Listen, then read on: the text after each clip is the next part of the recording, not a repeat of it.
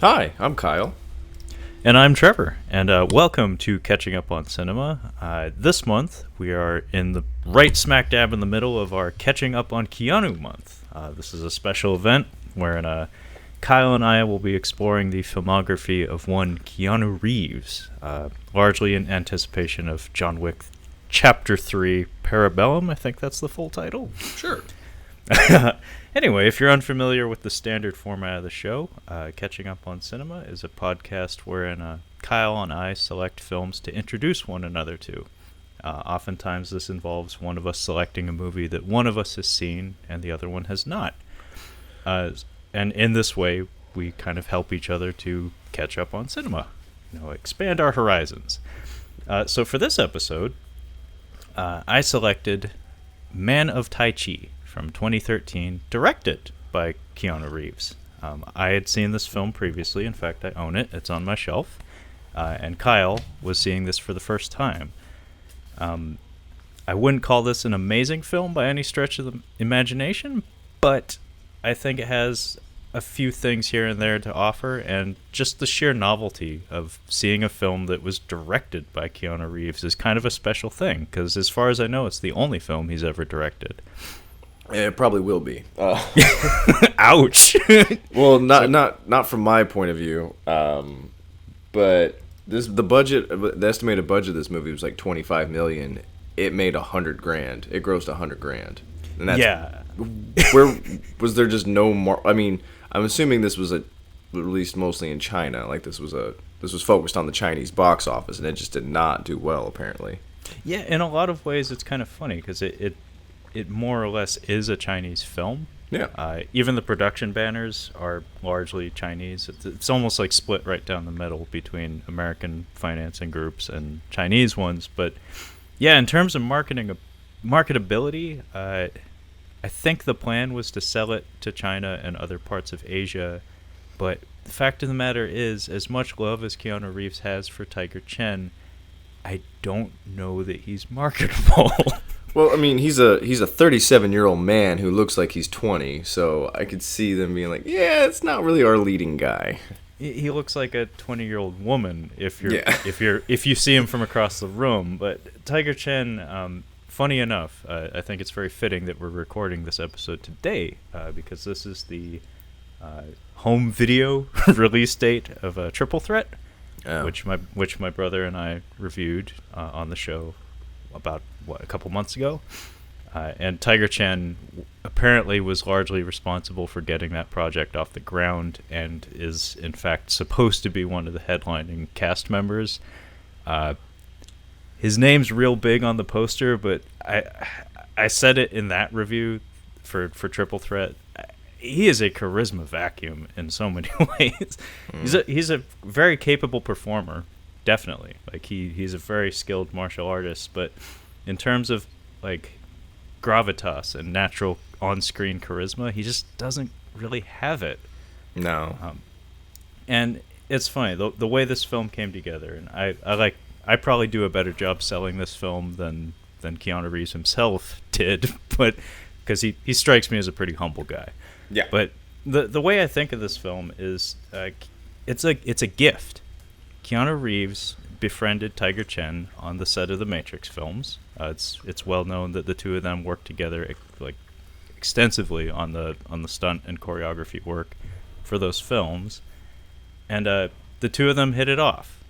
And I actually had the director commentary for this movie like running in the background just a few minutes ago, and I guess they'd been talking about getting together to make a movie for like almost a decade before it actually got made. So this is something that they've been talking over for a really long time. And the way I think of this movie is it's Keanu Reeves' gift to his good friend Tiger Chen. Because other than this movie, and then like some other stuff that came out like 5 years after the fact, he's never been a leading man.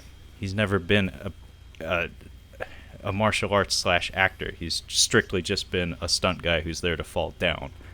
And so this was like his one shot, where it's like, I'm gonna pay for it, and you're gonna be in it. It's gonna be your launch pad, brah. And obviously it didn't quite work out, but I do think it's very sweet. that two friends would get together to make a movie that made both of them happy, and it's like the ultimate Christmas gift, I guess, if you're a martial arts / actor that doesn't quite have leading man qualities. From my point of view, for this movie, just so the listeners know, I don't really get into fighting movies. It's just not my thing. I'm not into martial arts films. So you don't like firefighters and you don't like martial artists? Yeah, no. I'm going martial arts over firefighters, but movie wise, sorry. Well, yeah, I was expecting this to be not very good. Because I'd never heard of it, and I saw the budget and how much it made. I'm like, oh, this is not good. This is actually a fairly decent film. Like, this is, I mean, as far as like the fighting goes, I'm like, there's actually fighting in here, and it's quite frequent. And I'm not sure how you feel about the fight choreography. There were quite a few scenes where I was like, okay, I can see the wire work a little bit. I mean, it looked pretty decent. First couple of fights. The end fight, I think, is why this movie tanked. Because poor Keanu, man. He's just 6'1". Now, I was going to ask you, Keanu isn't a martial artist. I know that he had to do training for the Matrix movie. Yeah. Was it the Wachowskis? Yeah. Yeah, they had him do, like, I think it was like 6 months of training. It may have been more. I think it was like 9. It was extensive. They had to do quite a bit of training, and like he's not a martial artist, I would say. He's had some training, but I'm assuming. I'm sorry, Tiger. I'm assuming he's been doing this shit since he was like 2. Yeah. At one point towards the very end of the movie, there's actually some footage of him when he was like 8. Yeah. He's a lifelong martial artist. Well, I remember watching Machida fight. I can't remember the dude. But they were talking about Machida. Like, yeah, he's been training since he was 3. I'm like, holy shit! And then there was a guy like that was watching with me. He's like, yeah, dude, all those dudes have been training since they were kids. And like, yeah, you can see that in that final boss fight, which I was disappointed with that the Keanu fight. Keanu's not even he's not extending his leg all the way. Like, there's still a bend in his knee. He didn't. He's 6'1" in his late 30s, maybe definitely early 40s. I'm sorry, early 40s. Yeah, and his knee is still bent when he's doing these kicks. I'm like, God damn it, Keanu. I know that you have to be the final boss, but you could have done guns. You didn't have to be. It didn't have to be a fight. No, the man's pelvis was not ready. It's like he just could not get the elevation on those kicks. No. And yeah, he's always been kind of stiff. Even in the John Wick films, like he switched over to Brazilian Jiu-Jitsu for the John Wick films. That's largely what the foundation of the choreography in those films is based off of. Yeah. Apparently he got really into that too. That seems more his speed, especially now that he's very solidly in his 50s. But yeah, I mean, even in the Matrix films, even when he was, in the prime of his conditioning, he was never an amazing martial arts talent, but the enthusiasm is, I think, what counts. Gotcha. Like you can tell that he really enjoys doing this shit. Like he really likes throwing himself into it, but goddamn, he is stiff. Like he has in this movie, in Man of Tai Chi, he has the posture of a man who has seriously broken his neck at some point. Like he's had a spinal fusion or something. He did, like when we just covered Chain Reaction. Like he was filming that with that injury, and I think that injury might be lingering. Like it might have just followed him. Because if that stiffness you're seeing in the Matrix, Chain Reaction was 3 years before the Matrix, so that might was be the 96. reason. This is 2013. Because he was spry as shit in Point Break. Like, Yeah. he didn't have that problem. Yeah, he was moving pretty well in Speed too. But yeah, I Chain don't remember Reaction. Speed. Chain Reaction. There's a weird like pulled out shot of him running up that drawbridge where he actually takes a bad step, and I was like, is that where it happened? Kind of made me think of Rumble in the Bronx when Jackie Chan famously shattered his foot. Yeah, I think they may have left that shot in there because why wouldn't you? Well, Why would you you'd take have that to. out? They definitely put it in the outtakes. I remember seeing that. When he had his sock cast, they drew a sneaker on. Do you think he's a set tyrant? Do you think he's just a Brando, or do you think that he's a real nice guy, Jackie Chan? Oh, I think he's a massive dick. You think so? God damn it! I want him to be so nice. By the way, that Rush Hour 2 movie really screwed up Chinese movies for me. Because now every time I see bamboo, there's a scene in here where the detective is standing in like near bamboo. Every time I like Chinese bamboo, it's very strong. Very strong. It's very strong every time I see it. So yeah, do you want to jump into the plot here? Sure. So, Man of Tai Chi is it's a fairly standard story. In fact, a lot of elements in this movie are fairly standard. However, they're all ably executed. Which I think you mentioned. This is actually a decent film in a lot of ways. And it's a decent Chinese film. It definitely feels like a Chinese film. It does.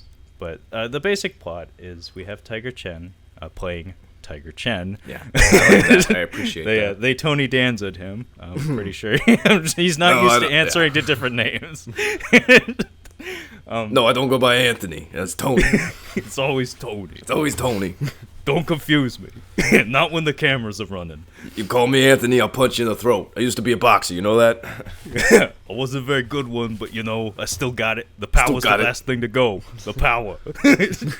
So Tiger Chen is a man of Tai Chi. He's a practitioner of Tai Chi. He lives kind of a boring life of a delivery driver by day, and then when he has free time, he goes to hang out with his master at the temple. Some financial concerns come into the picture, so he needs to get paid. And he ends up falling in with the wrong crowd, namely Keanu Reeves, playing a character by the name of Donaka Mark? What the fuck kind of name is that? That's the director. I don't know. Keanu, what were you thinking? We'll be referring to him as Keanu, or as I want to call him, Palpatine in this movie. No joke, man. He's empering out. Yeah, I mean, he just needed a hood or something at some point. He has a mask, but he does have a mask. Yeah. He's just telling him the whole movie. He's like, "Oh, you just don't even know you can do it. You can be evil." I would have loved to have heard Keanu say, "Good." He needed a mustache for this role. He looks too cool. He looks too cool in this. He needed an evil mustache. That stiffness, the aforementioned stiffness. Yeah. I think it's slightly remedied actually by the long hair and the beard in the John Wick movies. No, interesting. Because I think clean-shaven Keanu makes it worse. Oh, the reviews are already in for John Wick 3, and it's apparently pretty good. That's what I've heard. So long story short, this is a morality tale of sorts, where Tiger Chen's moral code is threatened by the allure of money and not women, but just money. Yeah, surprisingly not women. So basically, he's being threatened with being corrupted by using his martial arts ability for practicing martial arts on people, as opposed to personal development and harmony. So yeah, that's our plot rundown. I guess we should get to the movie. So the film opens with this really obnoxious strobe effect. It's like black and white flashing.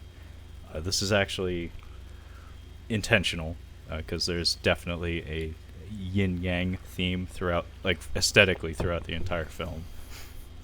It's like one of the core tenets of Tai Chi philosophy. Anyway, the strobe effect, I was like, okay, I'm already going to have a seizure. That's great. In the first 10 seconds of the film, we get our title. There is a font that they use throughout this entire film that unfortunately I don't know the name of, but I call it the Steakhouse Font, because if you've ever been to a mid-tier steakhouse, you've seen this font. It's copperplate Gothic. That's what was used in the video at the end. Okay, thank you. Yeah, if that's the same font, then yeah, it's copperplate Gothic. You being a man with restaurant experience, I would expect you to be intimately familiar with this font. Yeah, right. So we open with two fellas fighting in what looks like an empty pool. It looks like they actually used the same set from Unleashed. I don't know if you've seen that. Oh no, absolutely not. It's a Jet Li film. It's shot in France, I believe. And Bob Hoskins is in there, and Morgan Freeman. You had me at Bob Hoskins. It's actually a lot of fun. I really enjoyed it. But Scott Adkins is in the swimming pool fight in that movie, and also Silvio Simac, who makes an appearance in this film a little later. So a lot of connections here. put it to you this way: there aren't that many on-screen martial artists in the film industry, so like there's going to be a lot of familiar faces. So yeah, it's two fellas fighting. No. It's not two fellas fighting. It's a background guy from Mortal Kombat beating the shit out of some white nerd. Is what's happening. Yeah, I mean, you beat me to it. It is a little bit one-sided. It's a little bit one-sided. It's a little bit one-sided. Yeah, this kid looks like Rufio if he was on steroids.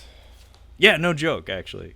He's dark-skinned Asian fella. Apparently he's Korean. But yeah, he's beating this guy's ass. Apparently he's an Aussie.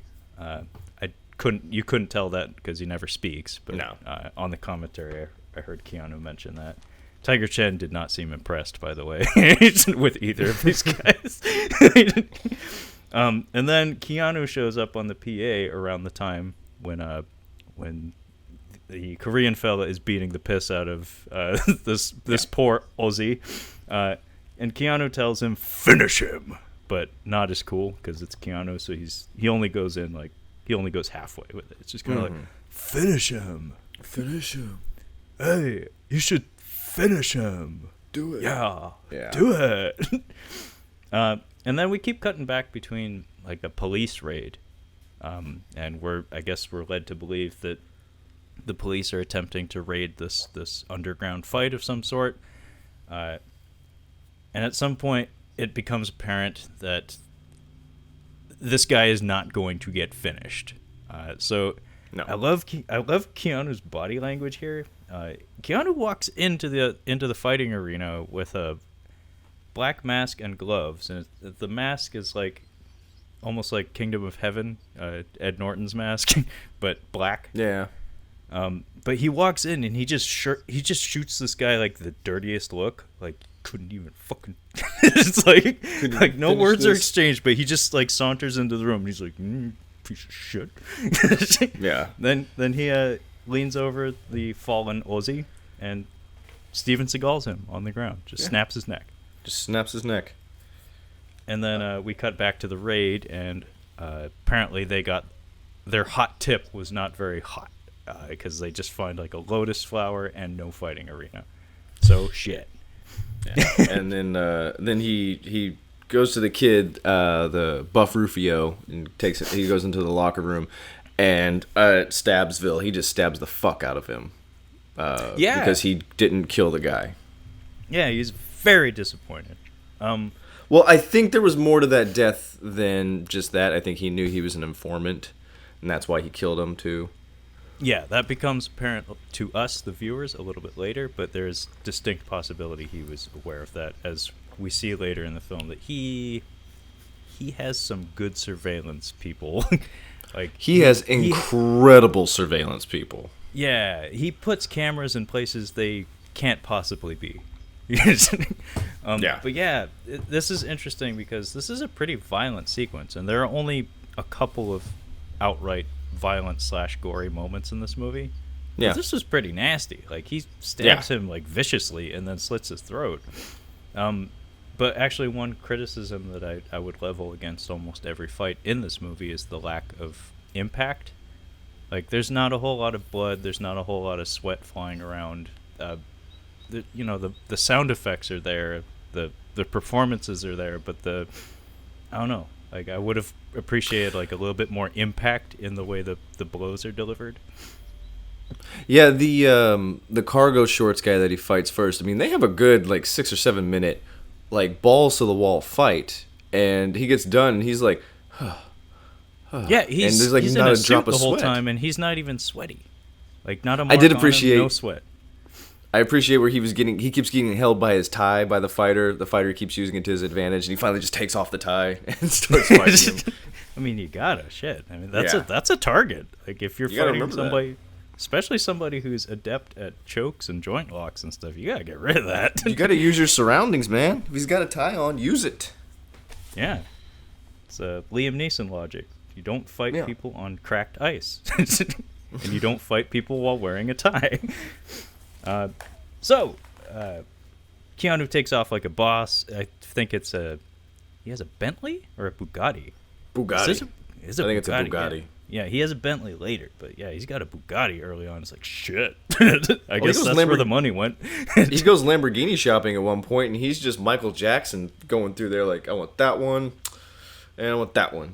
Oh yeah, he's got his Bluetooth and his white suit. He's just like, yep, I got my ladies over there. I want 3 cars, 1 for each of them. Yeah. And then we meet Simon Yam. Always welcome. Simon, you can't make a movie in China without Simon Yam. It's a rule. Is he the lead inspector or something like that? Was that him? Yeah, he is. Okay. He's the guy that's in charge. I believe the actress's name is Karen Mok. I've called her Lady Cop throughout all my notes. Oh, I have Detective Jingxi. Oh, you actually took legit notes. Good for you. Yeah, I didn't want to be racist, you know. Hey, I called her a lady. Well, if I was gonna be me, I'd be like, there's the detective lady and then the hot lady, because those are pretty much the only 2 women in this movie.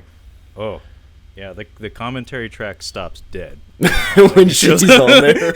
Like when she shows up, like it's just dead silence, and then you hear Tiger Chen go, "She's a special lady." A special lady. Very special lady. And Keanu's like, yeah. Yeah. But yeah, it's just everything just drops silent as she shows up. It's amazing. We'll get to her. That's funny. So yeah, Simon Yam, Yeah. though, he is like the commissioner or something. He's the guy in charge. And he has a pretty good line here. And by the way, most of this film is, like, most of the dialogue is in Chinese. Keanu doesn't speak a lick of it, thankfully. I don't need to hear that. Yeah, thank God. I've seen the Day the Earth Stood Still. I've heard what his Chinese sounds like. No. But yeah, we get both Mandarin. That movie's just no good in general. Although it does have some very It's really good not. lines. I mean, the original, of course, is a classic. I saw that when I was way too young to appreciate it, but the Keanu one is like just not good. I have been known to quote this one line he has in it, where somebody's asking him, "So you're an alien or something, blah blah blah blah blah, but you look human," and then he just pauses and he goes, "My body is." I've been known to drop that one, and nobody knows where it came from, but I just love that delivery. My body is. So Simon Yam has a pretty good line in here. He's basically doing the classic, hot shit cop speech where you're a loose cannon, you're out of control, drop You gotta the control case. McNulty. You gotta get your shit together. Yeah, Riggs, Murtaugh, get your shit together. The department can't insure you anymore. I need your gun and your badge. I can't get through the wire without if McNulty's on screen. Dominic Cooper, I think, or Dominic West. I can't remember which one it is. I believe that is Jigsaw. West. It's Jigsaw. Jigsaw. Yeah, but because he's like the first thing they do when they introduce his character is like, oh, he's a loose cannon. That fucking McNulty, always playing by his own rules. Fucking McNulty. Wackadoo. Yeah. Oh gosh. But yeah, Simon Yam has a pretty cool line here, translated from the Cantonese. He says, "That's why I'm sitting here, and you have to knock to come in." I was like, "Damn, that's a good one." That's a good one. That's a good one. And yeah, he chews out Lady Cop and sends her on her way. Basically, she's being told, like, I know everybody knows that Keanu's up to no good in Hong Kong, but we don't have anything on him. Drop it. Cut to Tiger Chen doing a fucking horse stance at 5 a.m. in his very lonely apartment. Oh no, he's already got a sweat going. Like, he's been up. No, he's been doing that horse stance probably since like 3:30 or 4 maybe. Yeah, probably for a couple hours probably. And then we get a really cute moment, and there's a few of these I actually really appreciate it. These are difference makers in a lot of ways. It's just him driving to work. He's a delivery driver. We find that out a little later, but he's going on his commute on the highway, and he's like stuck in traffic, and he's listening to the radio, and the radio's in English, and he's practicing English like by mimicking the radio, and it's just a cute little character moment that he doesn't have much of a character. No, he doesn't really. But it was a little scene that's like, oh, that's kind of cool. Like, I was thinking about this scene. I was like, if you reverse that and you put me in the car and you have somebody speaking Chinese on the radio, I would be so lost. There's no way I'd be able to. Oh no, he gets a couple words in here and there that's like, yeah, he can It's speak good. decent English. Yeah. But yeah, if it was you or I trying to speak Mandarin or something, fuck, Fuck no. it'd just be garbage. Nothing would be right. And then he drives to his temple with his master, and he goes up to spar with his master. Well, not spar, but do like Training day. exercises It's another with- training. Yeah, and so they're doing Tai Chi exercises. Their arms are locked. They're kind of doing swirling circular motions, and they're rolling with each other. And repeatedly, over and over again, the master's like, "Slow the fuck down." His chi is out of whack. He's Yeah. like, your chi's fucked up. Your chi is fucked up. You need to slow down. This is how you teach. You criticize. Now, are you poke. are you familiar with Tai Chi? I'm not exactly sure what it's supposed to be. Tai Chi is traditionally not thought of as a combat martial art. Mm-hmm. It's like a personal development / exercise. Meditation, relaxation, crap like That's that. largely Not what crap. it's Sorry, thought I of. didn't mean that. It- Stuff like that. It does have combat applications, but that's like on the fringe. I don't know what schools or what disciplines incorporate those elements, but on the whole, it's thought of as just grandma doing it in the backyard, or at the Gotcha. at the track with all the other grandmas. My grandma did that. And is it traditionally Chinese? Is that Yeah, where it comes absolutely. from? Is China? Absolutely, yeah. So yeah, they go back and forth, and the master is constantly telling him, "Hey, your chi is whack the fuck out, slow down," and he's trying to reinforce these concepts that are paramount to one's understanding of this martial art, like harmony of form and spirit. I mean, that's 101 kind of shit, Tiger Chen. You should have known this. Like, Yeah, why are we right. talking about this today? You've been doing horse stances for 5 hours. You should know this. The master feels that Tiger is conflicted, and he needs to meditate. This is not the first time he tells him this. He tells him a few times. Yeah, and this leads to him separating from Tiger and like grabbing a spear and Yeah. starts swinging at him, and we get this interestingly choreographed sequence where Tiger is strictly just defending himself and evading the attacks, but his master is not taking it easy on him. No, Yeah, he's he's whacking him. He's whacking. He's getting after him. So that's what I was wondering. Is Tai Chi is it more defensive? I know you're saying it's more like personal. It's not used so much for combat, but is the focus more on what is that Seagal does? Aikido. Which Aikido is more of a defense martial art. Yeah, it's more about redirecting energy. So it's countering, basically. Taking... And Tai Chi actually falls along the same lines. Okay, So that's... basically, if a hard linear strike comes at you, you deflect it. You push the energy around you or away from you. You as know what opposed to meeting energy with energy. You know what would really burn Seagal is if some young kid or some young martial artist starts using his style, like his discipline, and it gets really famous. He would just be so mad. He's like, oh. Oh, I mean, it has yet to happen, but actually, like, the internet has been a horrible thing for traditional martial arts, if you ask me. Because, I don't know, in so much of, like, traditional martial arts, like, ancient martial arts, are based on, like, the master and student relationship, where it's like you revere your master, you treat him as you're better no matter where you're at.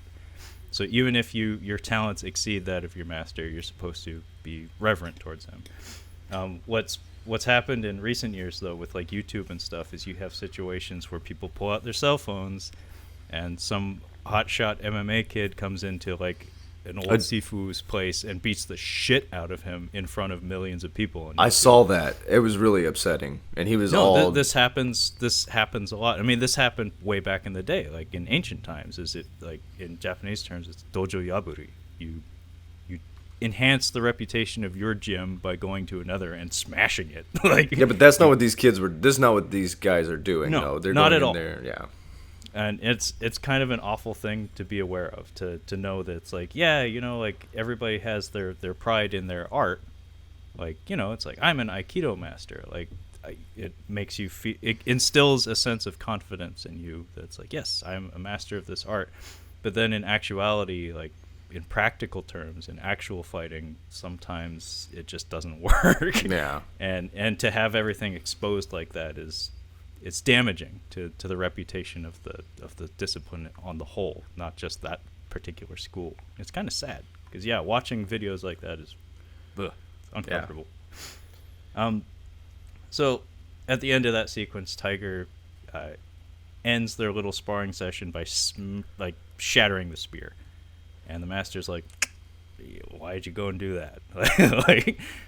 And it needs to be said, there is a yin yang symbol carved into the floor that they've been sparring on. Yeah. We never learn what's eating at Tiger. What's eating Tiger? He his chi is off, but like maybe we can assume it's his job. So he's a delivery driver. And you would think maybe like his job is what's bothering him, or maybe he's nervous about the tournament he's about to go into, or maybe he's really got a big crush on that Chinese girl that works at the office. But none of it really plays out. We don't really see what's really messing up his chi. Yeah, it's never explicitly stated, but I think it's a combination of all the above.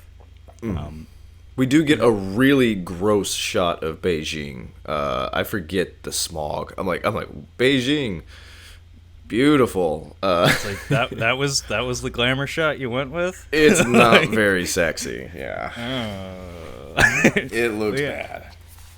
But cut to Tiger at the Wulin Wang Championship. It's apparently like a cross discipline Chinese national martial arts contest. It's a tournament. It felt like an MMA tournament, but without the brutality. Like it's not an ass beating to knock people out. It's more of I guess like a forceful demonstration of your martial art. Yeah, I mean they have competitions like this. So funny enough, like side note, I read a book by a fellow by the name of, I'm sorry, I had to look him up, Joshua Waitzkin. He was a chess champion, like chess prodigy, turned Tai Chi, like tournament winner, like a world champion. So he's an American. Anyway, this book was called The Art of Learning, and the second half of the book is about his Tai Chi career, and he would participate in tournaments called push hands. So it's basically Tai Chi with contact. It's kind of similar to what we see here in the movie. But anyway, watching this whole sequence in the movie made me think of that. It was kind of interesting to see it visualized, because I don't think I ever actually bothered to look up what it looked like after I read that book. But Tiger's first match in this tournament is versus a Southern Fist stylist, who says Tai Chi is for show, and my note here says the man wearing the gaudy manacles and like gold fringed outfit. Yeah. I was like, come on, man, you got some style too. And he and Tiger go at it. It's a nice little scrap. Apparently this fella was a stunt double for Jet Li for a little while. So he's a noteworthy talent. Again, not like Tiger Chen, not like a leading man talent, but a talented martial artist in his own right. Mm-hmm. And the important thing to note from this fight, though, is that Keanu is watching the fight from his bat cave, which is a pretty cool set, if you ask me. Long story short, Tiger wins via a flurry of body strikes and then a pretty snazzy arm submission. And in the post-fight interview, Tiger even confesses to the interviewer that like his master probably would not approve of him doing this, as his master does not believe that fighting solves anything. It's like, Tiger, maybe you should think before you... Okay, good for you. Yeah. Okay. And then we get like the first of many awkward Keanu moments where he leans forward in his seat following Tiger's victory, points directly at the screen and says, "Innocent." Yeah, Keanu is not a great Keanu performance. There's a few scenes that are okay, but on the whole, this is not a great Keanu character. I I found it kind of interesting because he's so seldom asked to be the villain. Yeah, I was excited about that. I'm like, oh, okay, Keanu's the villain. Interesting. All right. I mean, The Watcher was not very good. Mm. I have seen it. Like, I did see it when it was relatively new. I didn't. I skipped it. I mean, I hate to say it, but I think I got more out of James Spader than I did him. Ugh.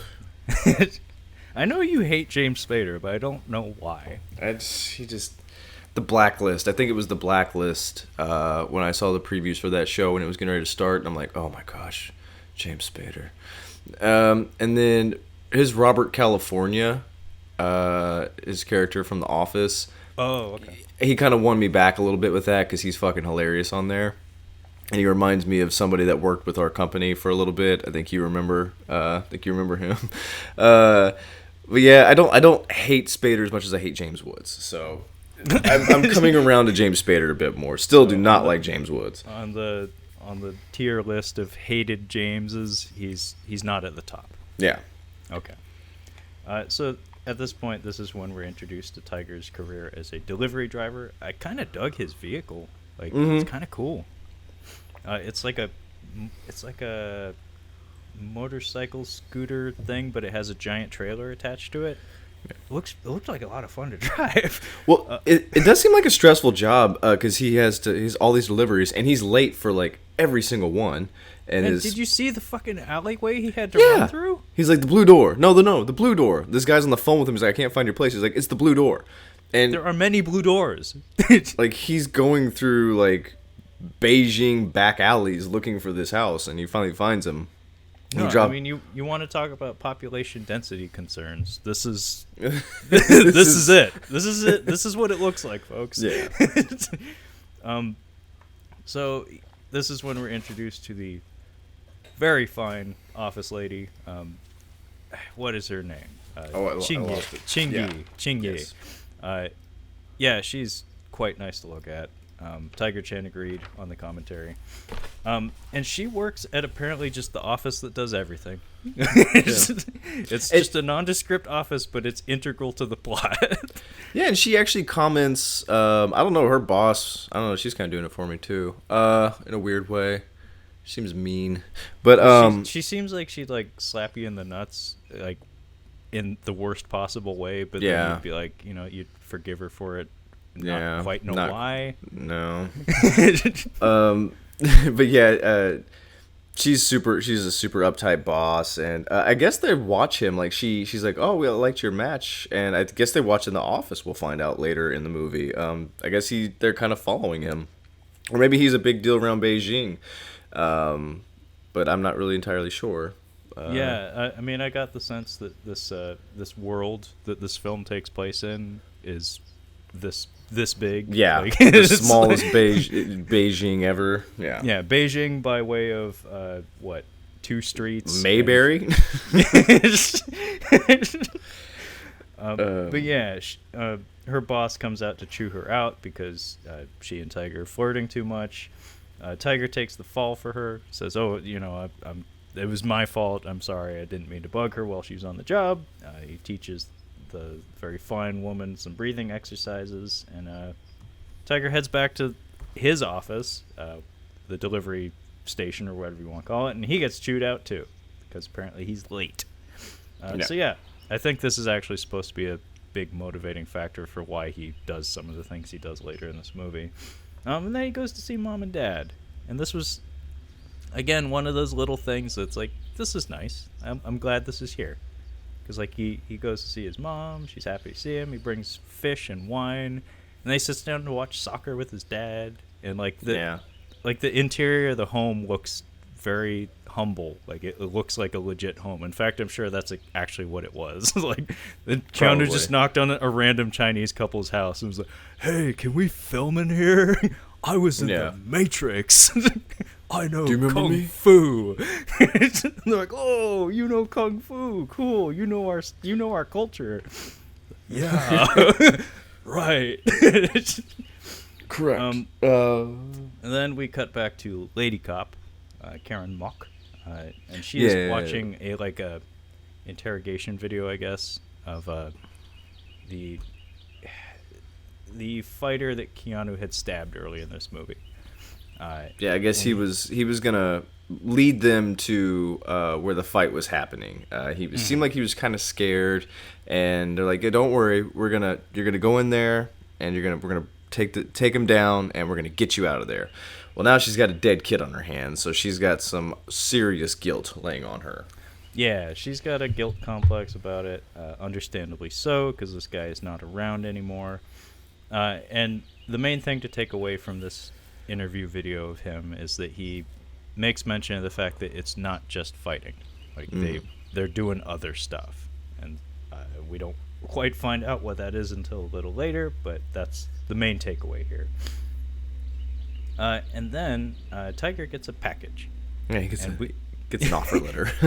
Yeah, he gets an offer letter in the mail. He gets a package, and it's from a company called Security Systems Alliance. And it says, like, hey, we saw you at the tournament the other day. We were very impressed with your performance. We'd like you to hop in a company car that we send to your home at, like, 8 a.m. tomorrow morning. Like, tomorrow morning. So apparently the mail works like fucking clockwork in this town. Yeah. We can plan things in written letter form for the next morning. And then it's signed Donaka Mark. So this came from Keanu. Tiger thinks it over in the night, and then he looks out his window first thing in the morning, and sure enough, there's like a Mercedes or an Audi or something out there. I think it's an Audi, yeah. I think you're right. And then Tiger comes out, and he's dressed in a suit, because he got an offer letter in the mail. He's thinking he's going to a job interview. Yeah. He heads out there, and we meet this old man who is essentially like Keanu's right-hand man. Yeah. I think on the IMDb page he's just called like the Thin Man or something. Yeah, Thin Man. Played by Yasuyuki Hirata. He says nothing in this film. No, nothing. He's just there to look cool. And he's the driver for Tiger. And then we get a really cool techno beat that I really dug this piece of music. And we get to see Tiger journey via car and then jet. So he gets driven to the airport, and then they get on like a personal jet, and they fly to Hong Kong. So they go from Beijing to Hong Kong. I'm not sure how great a distance that is, but that's got to be a decent trip. Yeah, I'm not entirely sure how far they are apart. Hong Kong, the air is much cleaner, as we see. Yeah, he gets into this building, and he goes through, security, and he goes upstairs, and then we have This was kind of a neat little scene where he's in like an empty room with a glass mirror, or like a two-way mirror at the end, and there's a robot voice lady like, step up to the line, okay, turn. It's like, turn left, turn right, look forward, now fight. And there's a fucking dude who just comes out of nowhere in a cargo must have been shorts. Like a trap door in the floor or something. I'm like, was he like army crawling behind him? I'm like, no, he could probably still see that. Yeah, there must have been like a trap door or something, because he just pops up out of nowhere, and we get into like a good 6 or 7 minute fight. It felt like this was a long fight. This is actually like my heaviest criticism of this film. Is that this sequence is the best thing in the movie. It's really good. This fight sequence, out of all the fights in this movie, and there are many, I think is easily the best. And it happens early. Yeah, we Very actually early. go best fight to worst fight in this film, which is not how you do that. That is not how you pace an action movie. You need to have a satisfying conclusion, but moreover, if you're going to have like a big, amazing climactic moment, it can't happen this early. No. And yeah, this fight is a standout sequence in any movie. It's very well executed.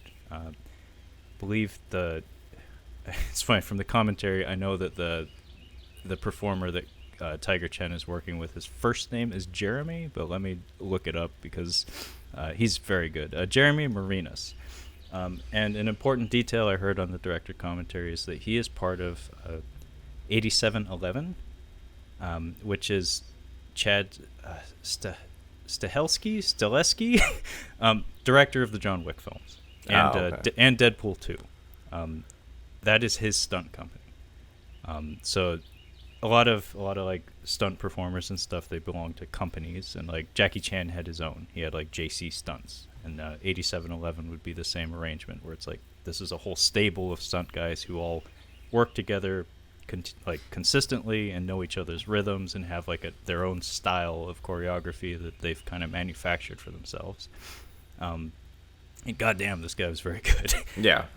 So the gimmick here is that Tiger Chen is wearing a suit with a tie, as we mentioned, and this fella he's fighting is not. He's in full like sparring gear, basically. He even has his ankles and feet taped. He looks like he's gonna go to a Hawaii Beach bonfire in like 2004. He's got like a nice maroon sleeveless shirt and some nice cargo, camo cargo shorts and some sneaks, and yeah, he's just gonna fucking rip it, dude. Yeah, he's got red highlights in his hair. He looks like he's gonna hit up the skate park on the way home. He's while carrying a six-pack. On the way home. But yeah, he's largely using like MMA techniques and like Muay Thai and stuff like that, whereas Tiger Chen is doing his Tai Chi thing. And it's a really interesting contrast of styles, because you have like these very traditional forms. In fact, every time the two separate, Tiger is like striking poses and like assuming stances and stuff, whereas the other guy is much more fluid and looks like he's just out to kill you. Yeah. I think that's what they told him to do when he got in there. Like, hey, kill this guy. Yeah, I'm sure that's exactly how the arrangement went down. But yeah, it's a very well-structured sequence. I got a lot out of it. There's some beats in here that are just terrific. Like this Jeremy Marinas fella, he does this neat like trick flip where he gets kicked off of Tiger Chen, who's on the ground, and instead of like flying away, he just like spins with the kick and flops on top of him again and traps him. Mm-hmm.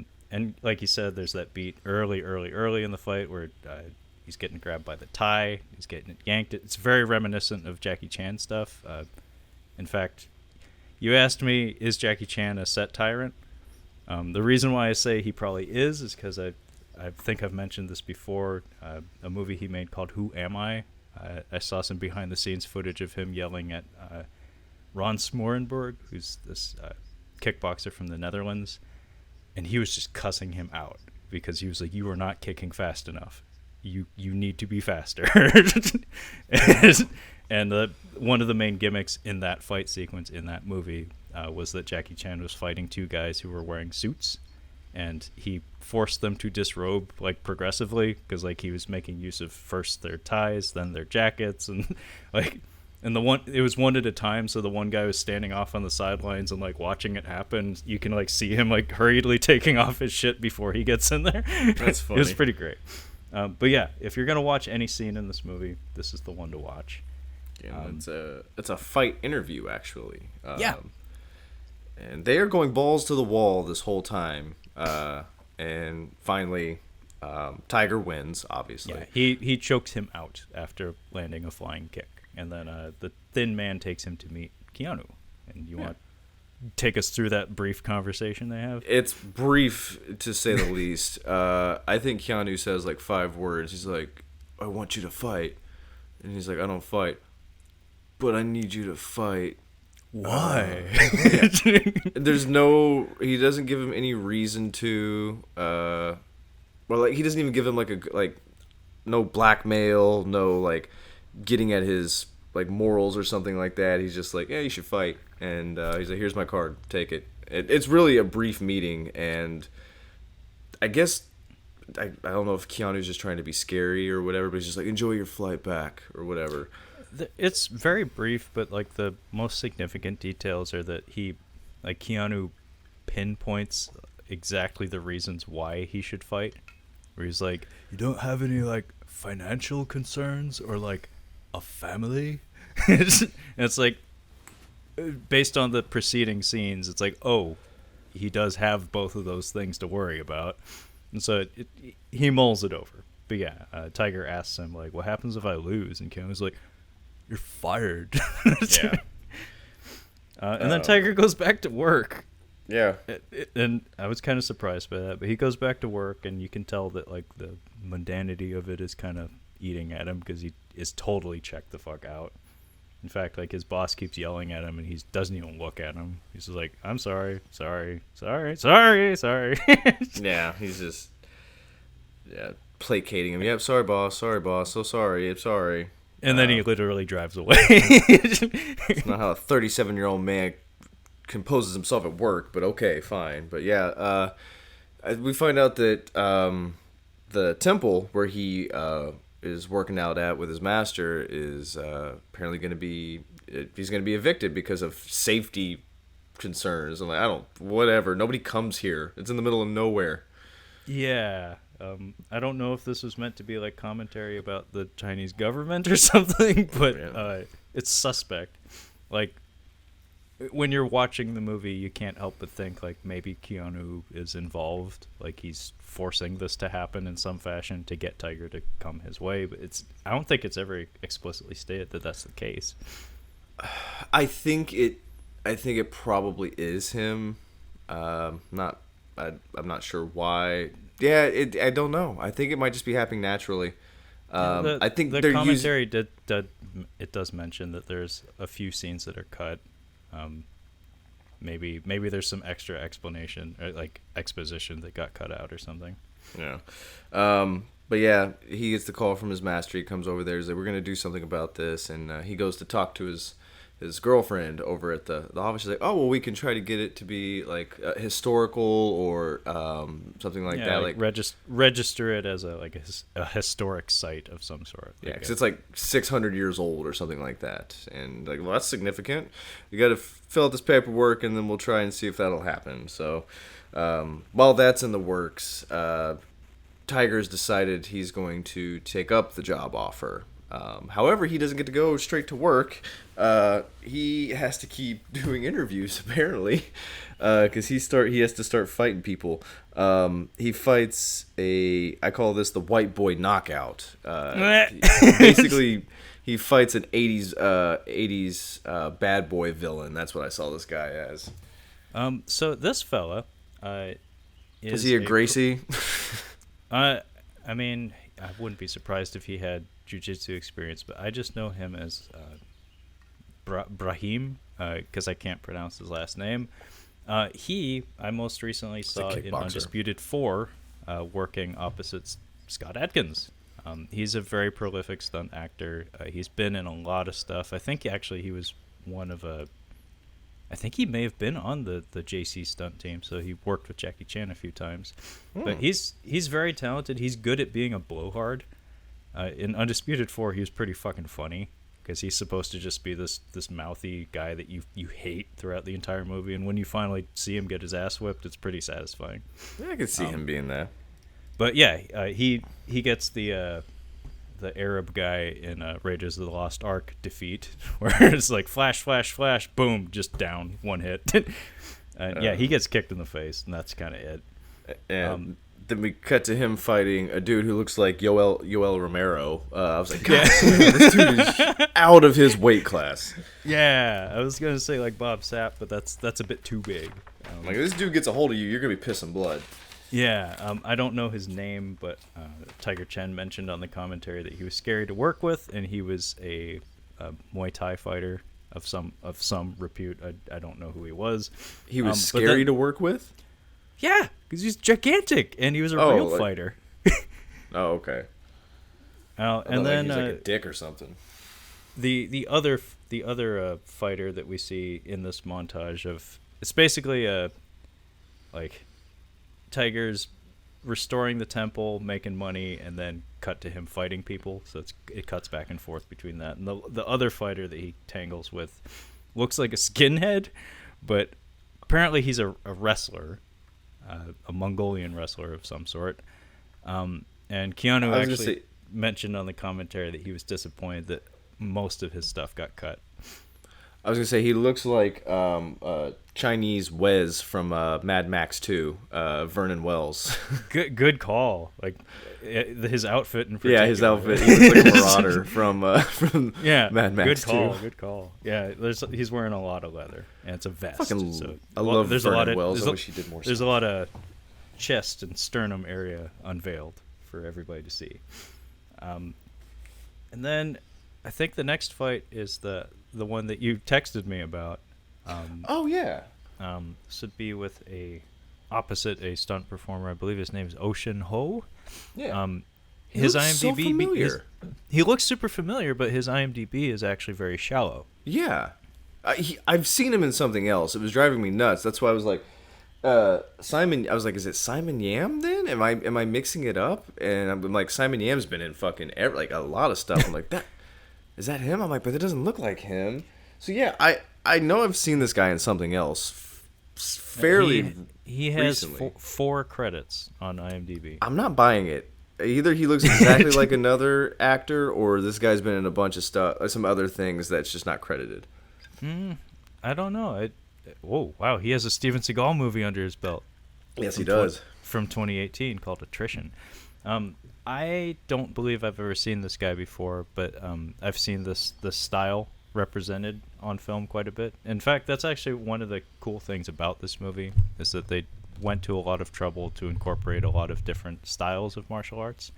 So it's like an exhibition of sorts. You get to see all sorts of different stuff. And they're readily identifiable even to like a layman in terms of like martial arts knowledge. This guy's doing like the hard body style, like the iron body style. I forgot to mention, sorry, while he's doing these fights for Keanu, he's also fighting in the tournament. Like we're cutting back and forth between the two. Yeah. But it doesn't seem like he's getting money for the tournament. It looks like he's still progressing in the tournament, like it's a long tournament. Yeah, I think that's the idea. As there's no like money prize as far as I know, maybe not until the end, but his money is coming from working for Keanu. Yes. But yeah, we cut back and forth between the two, and they do a good job of showing his demeanor change in the tournament as he gets more of these underground fights under his belt. He becomes less traditional in his form and more vicious, I guess. Yeah. So this fight was actually another good one with the Iron Body guy, Ocean Ho. There's a funny moment on the commentary where like the first hit in the fight is Tiger runs up to him and does this like downward kick on top of his head, and the guy just kind of like tilts his head up and gives him a you fucked with the wrong guy kind of look. And as soon as that happened, like Tiger just like mumbles into the microphone, Ocean. Like you can tell that like the two of them maybe, I don't know, developed a relationship on the set of some sort. Because I guess Tiger beat him up a lot, because he does mention that they're like, yeah, Ocean got pretty messed up on the set, and Keanu's like, really? I was not aware of that. So yeah, this is Iron Body Kung Fu versus Tai Chi. The gimmick here is for the first half of the fight, it seems like this guy just can't be hurt. Everything bounces off of him. It causes him distress, like it causes him pain, but he just muscles through it. And so there's a lot of exchanges where they're striking each other at the same time, and it doesn't seem like Tiger's being terribly effective. And then he does the be like water thing, the Bruce Lee thing, where halfway into the fight he starts deflecting and starts evading and making more use of like throws and joint locks and stuff like that, as opposed to trying to go like blow for blow with the guy. There's also a moment here that I wouldn't expect you to have seen it, but Fist of Legend. Mm-mm. It's a Jet Li movie from the mid-90s. It's actually one of my favorites of his. It's pretty cool. There's this moment in there where Jet Li has like his shoulder dislocated, a la Martin Riggs, and he does he posts up on a one-arm push-up and then like wrenches it into the floor to snap it back into place. So instead of finding a pillar to slam it against, he does it that way. And Tiger Chen does the same move, and I couldn't help but think of that. I noticed that. I was like, did he just put his arm? It was so subtle. I missed it. For me, not really being a fighter movie person, I just knew that this is where the fight was going to be a little more difficult. This was that fight. Yeah, the way this guy is shot, the way he's framed, you can tell that like there's more to him than the other people. Like the other two people were just kind of sprinkled into like montage footage, so it's just like, oh, they aren't going to be a massive threat to him. But this guy gets like a downward camera like swooping angle that tells you like, oh, it's boss fight time. Yeah, this is the guy you fight before you get to Goro. Yeah, yeah, and those are the good call. Just saying. It was things like this that's like it's basic film language that shows you that, hey, Keanu's not completely incompetent. That's kind of cool. Yeah. And then the fight concludes with Tiger tossing this guy over him and through the mirror that's been in the back of the room for all these fights. And it turns out there's like a bunch of nerds in there and a camera crew. Yeah, his this camera guy, he reminded me of Jason Lee. He is in the Bruce Lee story. He plays Mowgli in the Jungle Book movie. Oh, Jason Scott. Jason Scott Lee. Sorry, Jason Lee. That Scott is very important. Yeah, Jason Lee is the one from fucking Mallrats. I'm a fucking demon. Yeah. God damn it. Yeah, Jason Scott Lee. Yeah, this guy is funny. I found him very humor, bro. Very humor. Yeah, he was pretty funny. Yeah, I think the character's name is Gong, and he's basically Tiger Chen's designated cameraman, who we learn very shortly after this follows him 24/7. His streaming, like this guy is constantly live streaming cameraman, so. Yeah, he needs more Doritos and like I don't know, like a catheter or something for the job that he has.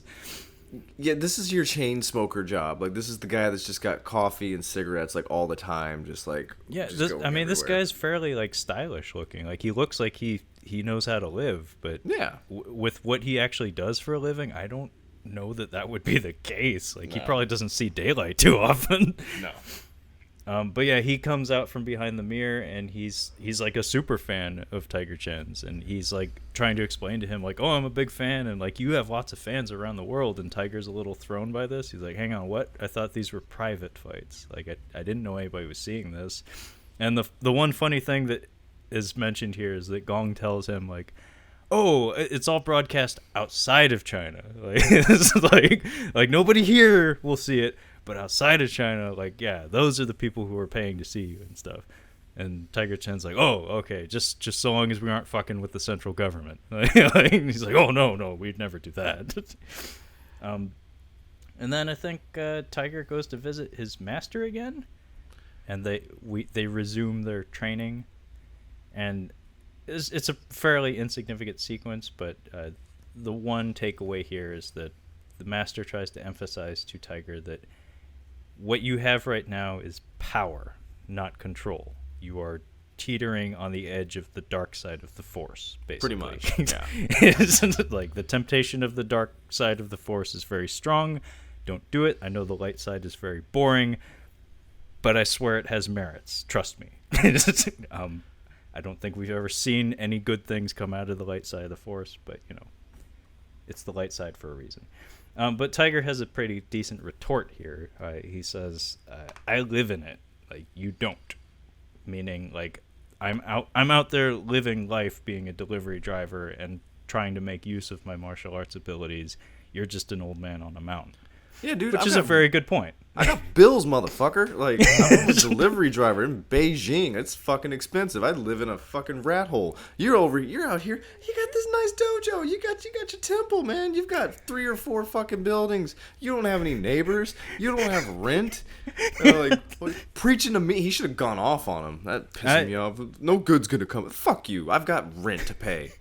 Well, that's where the Chinese production aspect of this movie starts to rear its ugly head a little bit, because in a movie with a stronger script, I could actually see that exchange happening in exactly that fashion. Okay. But Keanu actually does mention on the commentary that certain things were cut due to Chinese censorship laws. Oh yeah. A lot of it had to do with violence, but I would not be surprised if the master-student dynamic, if they tweak that a little bit. Where it's like, like let's keep it chill. Let's keep it chill. But yeah, they go back and forth a little bit more, and Tiger tells his master, like, what I learned in here, I can't use out there. And the master comes back again, pretty good line, like, how can you use what you have yet to learn? Yeah. And it's like, ooh. I haven't given you the last piece of the puzzle, dude. Come on. You need to meditate. You keep something. You need to meditate. No joke. He tells him that like a half dozen times. He's like, bitch, meditate. Seriously. Bitch, corner. now. Or no, Michelangelo, 10 flips now. So is this where he? This is where he goes to have dinner with his folks.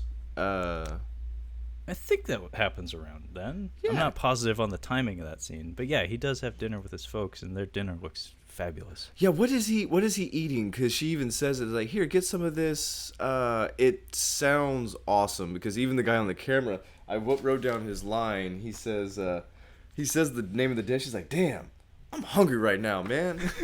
Yeah, his English is not the best, but his delivery was fun. His delivery was fun. It's some kind of pork. Yeah, it's like pork. It's like pork cow something. Like, it sounds really unhealthy. Like, it was like 2 meats and probably a fat in there. It's probably like pig fried in like cow fat or something. I don't know. It was. And they also have strange. a spread of tomatoes as well that they're eating with their rice.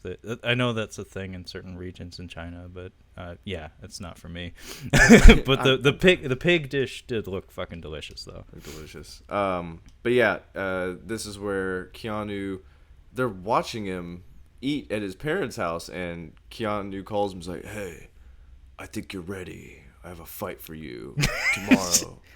And he's actually kind of nice at first. He's just not nice, but he's just like, am I interrupting anything? He's like, no, you're good. And he's like, oh, are you going to fight on a boat tomorrow? Well, he doesn't know he's going to fight him on a boat, but they take him to a fucking boat the next day. And this is some bullshit. But go ahead. Yeah, I was just going to say, there's another tournament fight interspersed here with a Sanshou fighter. Sanshou being like Chinese military martial art. It's like kickboxing, basically. You see some people from certain regions, like MMA practitioners, get their start in it. So it's a good foundation for like kickboxing or MMA. The funny part here is that we start to get more footage of Keanu in his bat cave watching the tournament footage. And you can see that the stream that he's putting out has like captions on it. And I actually wrote it down because I didn't notice this before, but it says Dark Chi rises. Is he ready to be a warrior? I was like, holy shit. Yeah, Tiger's like, he is like, they're like Truman showed him. Like, he's just living his life, and they're like documenting the whole thing. Like, he's a TV show basically. Yeah, so this was basically what the fighter who Keanu had stabbed was alluding to, is that this is more than just fighting. This is like a total invasion of privacy. They turn you into a reality show, basically. So at this point, it seems like the temple is safe, which is good for now. And then I think this is where we get one of the cooler shots, actually. I just needed to make note of it. It's Keanu sitting in front of his sand sculpture, like Zen garden wall. It's pretty cool. It's there for one shot, but it looks pretty cool, and he's like he's kneeling in front of it. It's pretty cool. And also, Keanu is aware of the hottie that Tiger's cozying up with. They don't do anything, by the way. They don't do anything. No, I don't think Tiger knows how. No. She doesn't enter into the plot at any point. She's just kind of there to like tease plot development. It never actually happens. The next fight takes place on a boat. And Lady Cop tries to follow them. However, her plan gets thwarted by a chopper. Because she follows the car that I believe Tiger's in. But then the car drives up to a chopper, which then takes them out to the cargo ship in the middle of the bay. And she's just like, well, fuck. Good thing she brought her super expensive Canon camera, though. Because she took some photos of... I don't think she gets Keanu, but she does get Tiger. Yeah, this is the Chinese bamboo is really strong. She's in the bamboo watching this. So this is a cargo ship. And this is the boat that Anthony Held wanted in Deep Rising, basically. The Argonautica! This is what he was trying to accomplish. His vaguely Asian cruise ship. This is much better. I mean, yeah, this is filmed in China, so it's a Chinese cruise ship. But this looked like just like a big, God damn it, what are the big ones, the big boats that are just, they carry the semi-trailers and shit. Semi-trailers? God damn it. I mean, I said cargo ship. Yeah, cargo ship. Sorry, yeah, cargo ship. This isn't like it isn't like a yacht or anything. It's a cargo ship, but on the inside, it looks like a casino, but it's not a casino. It looks like a tacky casino. Or actually, it looks like where the Flying Graysons died in Batman Forever. Yeah, it does. It does look a lot. There's got a little bit of a Schumacher palette on it. Yeah, the color palette here is very Schumacher-esque. Keanu takes him to like a little storage thing, and he's like, "Here, get ready." And they've got this awful gold outfit for him to wear. I wish they would let him wear his normal shit. Yeah, it's tacky. And they the lady who's announcing this is crazy hot too. Her voice is very odd. I don't know if she's dubbed or something, but I think she's just a non-native English speaker, so her cadence is really strange. It's very strange. She's probably doing it phonetically. But it's chilling. She's quite nice to look at, and yeah, she has that weird computer voice thing going, but it's kind of hot at the same time. It's weird. It's oddly. Yeah. Keanu's got an eye. His casting, he did a good job casting. So find me a Chinese woman that talks like me. Yeah, basically. Oh fuck. But yeah, so she's just like, he's gonna fight this guy, and I heard her the way she does know how to enunciate, because the way she ends it is Trevor Hart and Kyle, and like, oh, so he has to fight Double Dragon. He has to fight. They actually have dragons on their chest. Yeah, and they have the little wrist things. I'm like, he has to fight the Double Dragon brothers, and this is so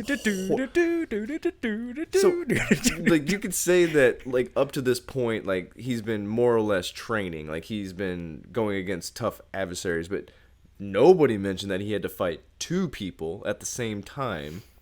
Yeah, this is unexpected. Tiger tries to convey that, but his face acting is not one of his strong suits. Again, incredible martial artist. And he's not a bad actor, he's just not a great actor. He just lacks presence is all. Yeah. Like, you don't... Like, a very talented actor can communicate a lot with just, like, a look or, like, a twitch of the eye or just, like, a certain angle with their face. But him, it's just... He just looks like either indifferent or a little bit... Not even, like, really, really mad, just kind of, like, perturbed. Like, I think Chow Yun-Fat's really good at that, and I'd say Jet Li's. Chow Yun-Fat's a great actor. But I mean, just facial act, like just like Jet Li in Lethal Weapon 4. I don't think he says in Hong Kong you'd be dead. That's the only thing he says in that movie. It's not a few words of Chinese. Like he's just face acting in that movie, and he's pretty good at it. Yeah, Jet Li has intensity is one of his strong suits. Yeah, Chow Yun-Fat, his humility and his ability to express sorrow are one of his strong suits. Tiger Chen just like either like the busboy gave him like dirty water or something. Like that's the level that his face goes to when he's upset. It's just like that glass doesn't look clean. From a physical standpoint, he looks like the Liu Kang's little brother from Mortal Kombat.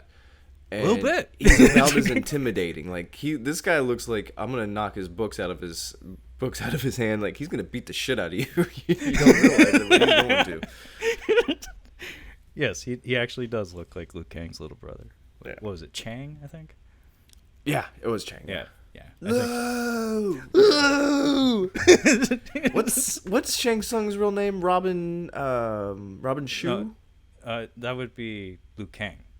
Shang Tsung was Kerry Hiroyuki Tagawa. There we go. Okay, sorry about that. Oh yeah, it's all right. It happens all the time. Johnny Tsunami's grandpa. That's all. That's what you need to remember him as, more so than Shang Tsung. So the 2-on-1 fight ensues.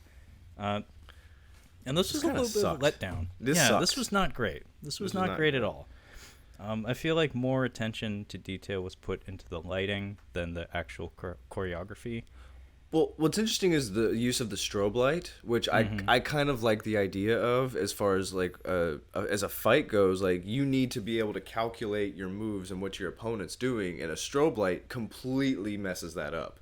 But it doesn't matter in this case because he's getting his ass beat by two dudes. So if this was one-on-one, interesting effect, but it doesn't play out very well here. Well, the fight gets a little little bit better once he decides he's gonna. Well, once Palpatine shows up and tells him to be evil, it gets a little bit better. But I digress. Go ahead. Yeah, you are right. It does get better as it progresses. I did think it was funny to lead with the strobe effect, because I mean the fact of the matter is a strobe effect like that, everybody would be affected. Yeah. So the other two guys would probably be like, "What the." What if like one of them's epileptic or something, and just like collapses on the stage and starts foaming at the mouth? Jesus, that'd be kind of funny. I think they've probably practiced in these conditions. Also, they don't have to be 100% because again, it's two people. There's room for error if you're two people fighting one person, and they're really proud of themselves too. They're like, "Oh, we're so great at beating up one person."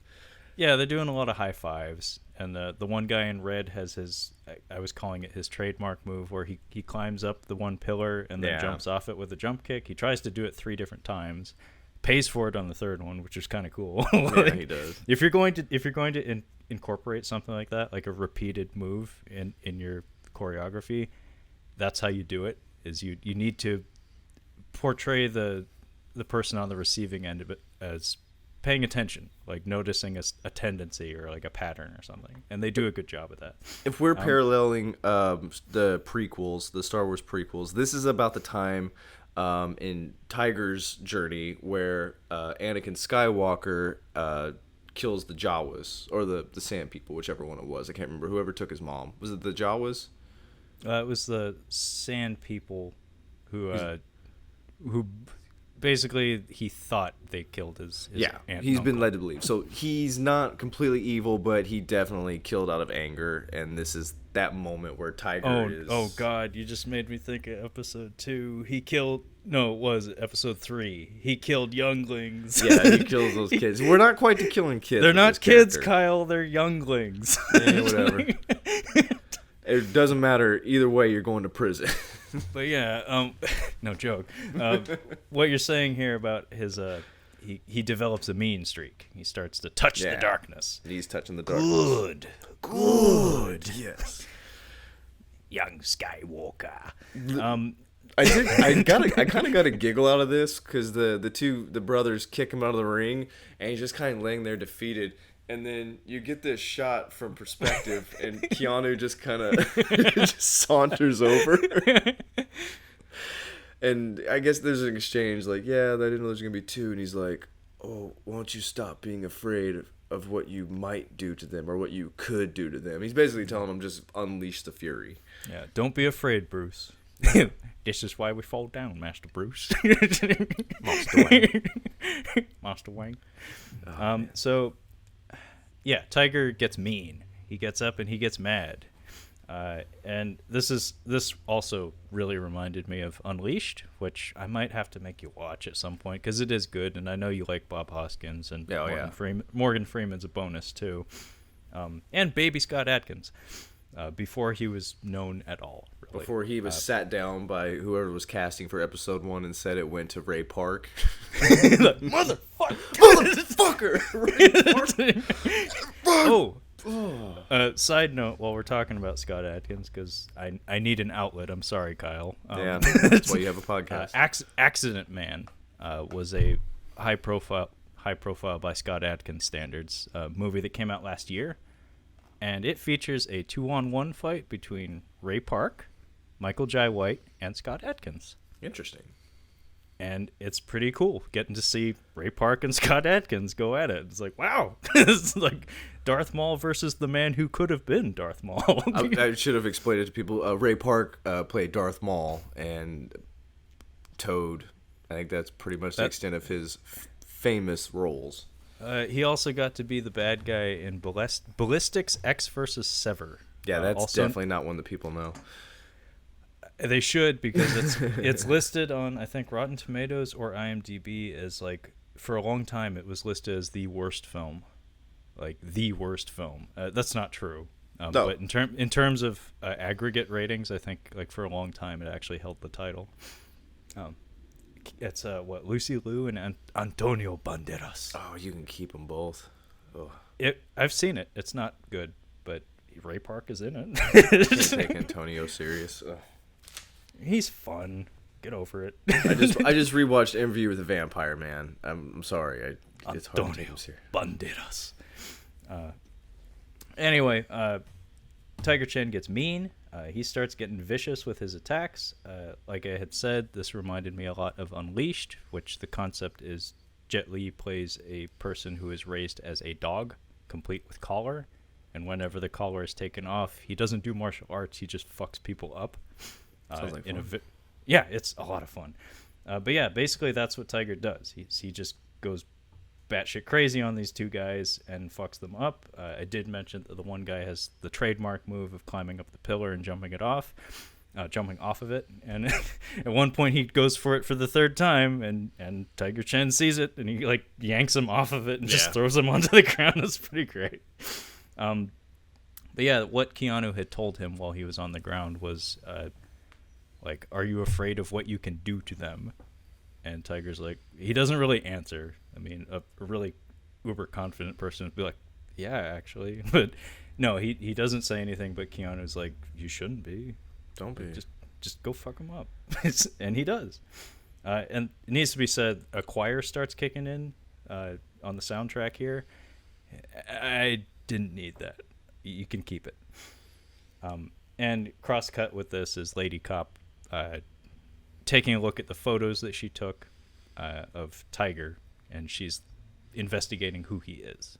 And now she actually like has a lead to go by, where it's like, oh, this guy, Tiger Chen, is maybe working for Keanu, like the guy that I had worked with previously. So she has a lead finally. And at this point, we go back to the tournament, and the announcers like hype up Tiger Chen's next opponent. He's a crane specialist, and he's a knockout artist. And then Tiger like brutalizes him.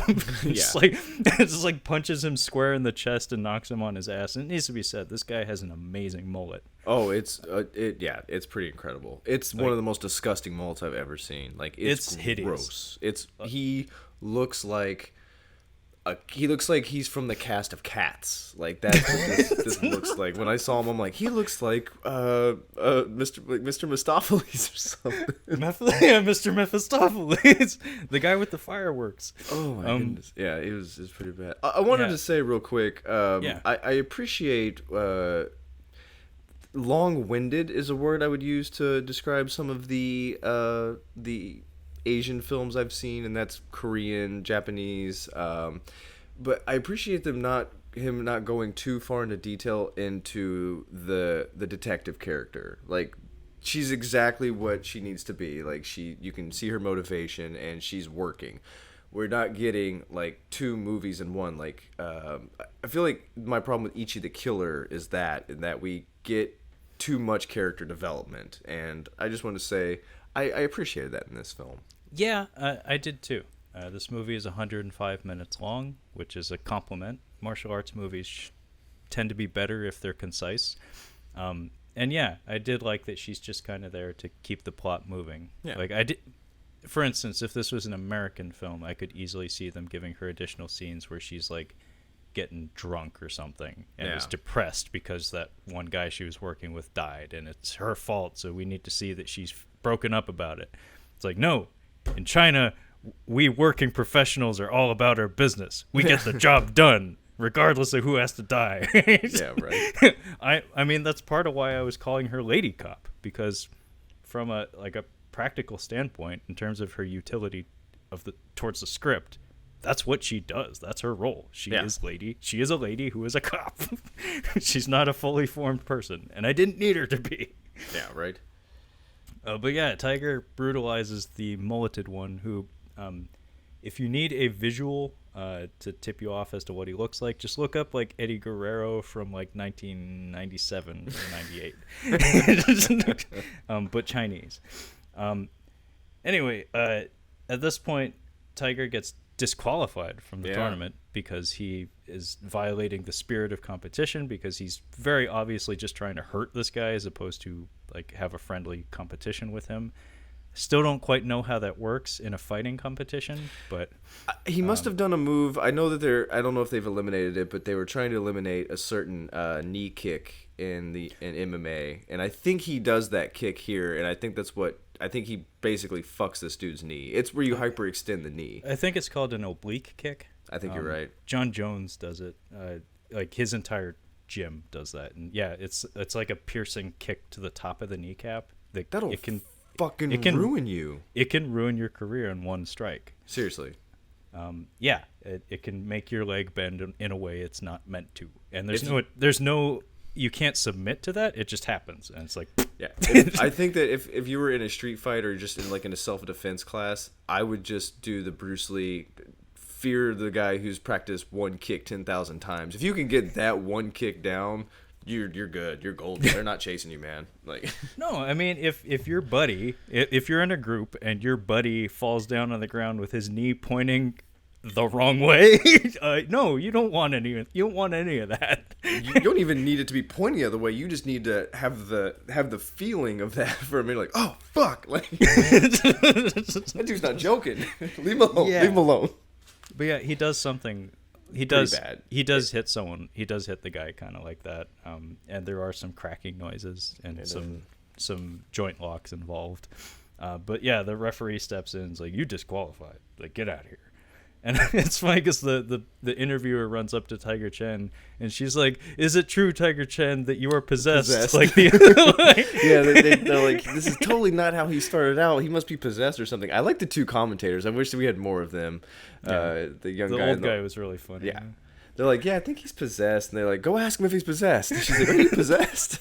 She literally asked him, like, "Are you possessed, Tiger Chen?" He's like, "Why would I tell you if I was?" And he basically, like, bad guy walks out of the stadium and almost immediately back to the temple. Like, it seems like it's like back. It's pretty cool, actually, the transition. And you can tell from like the way this is shot, like he's about to go get it on, and this isn't a training fight. There's some anger here, and yeah, go ahead.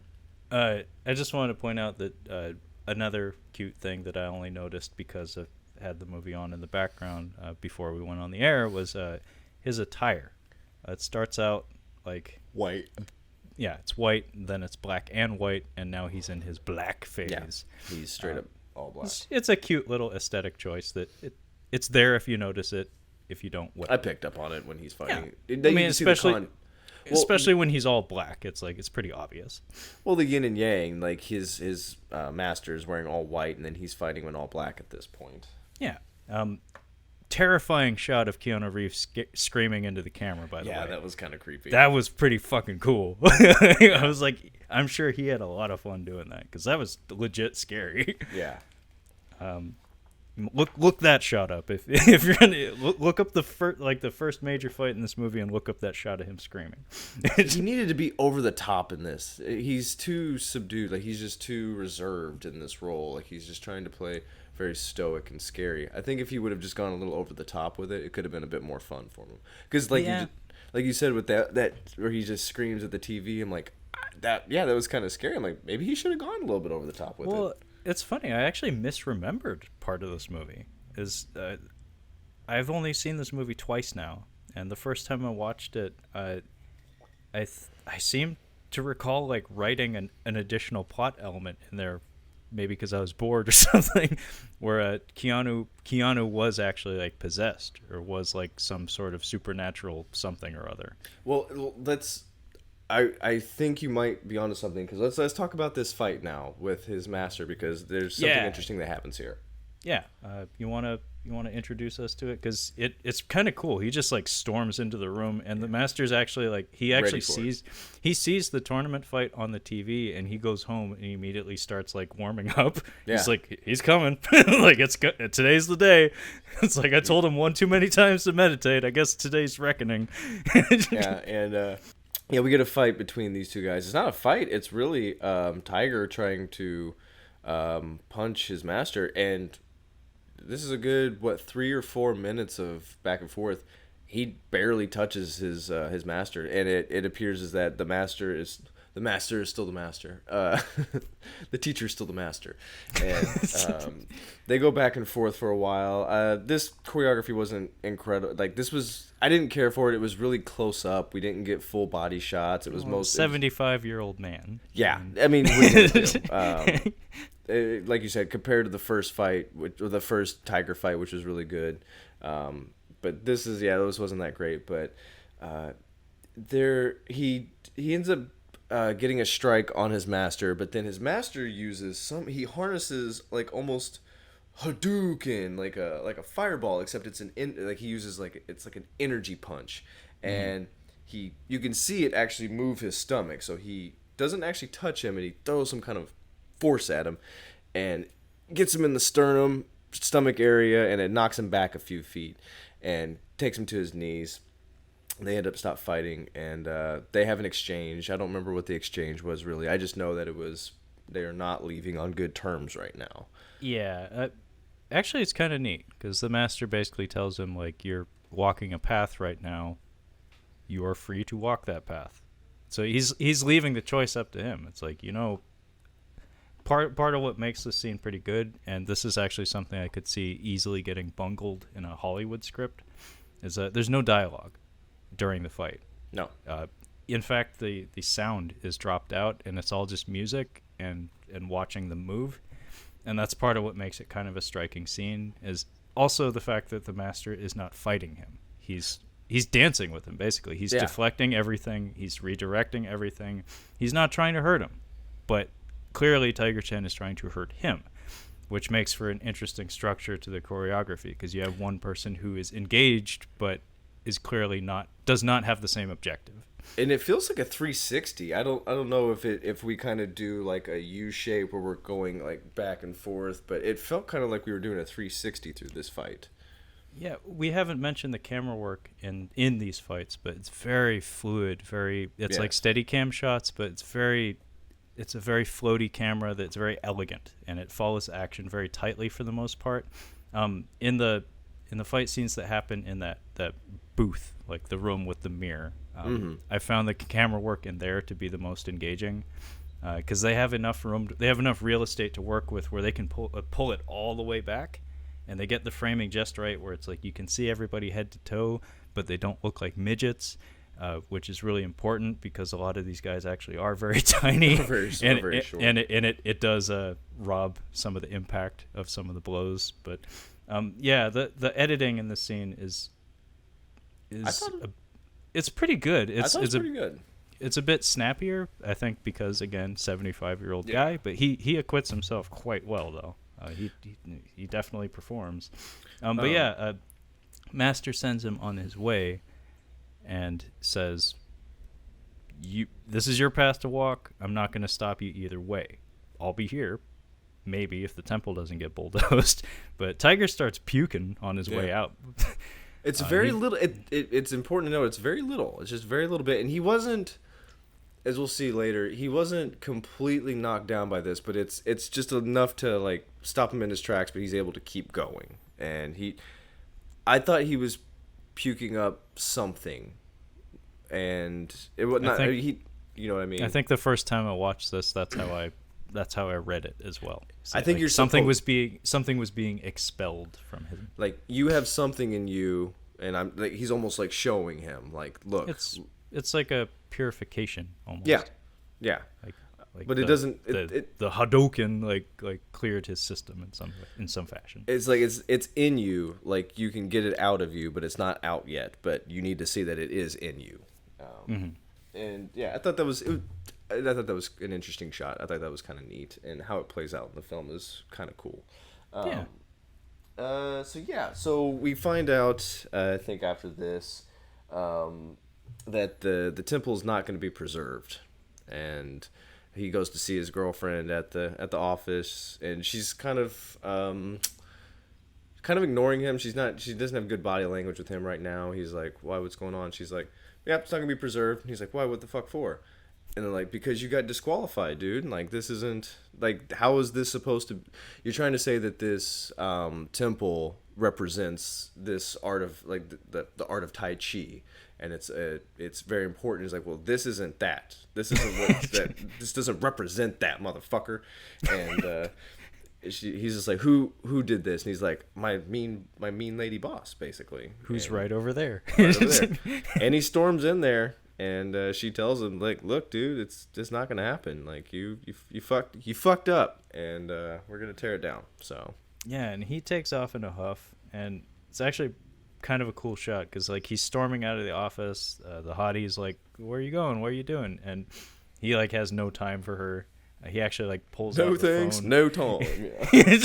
And like as he's heading out of the office, he actually like slaps the camera. It's like a fourth wall breaking moment. Like he gets too close to the camera and he actually like pushes it away. I noticed that. Yeah, it was cute. Like it didn't need to be there, but it was a fun little moment.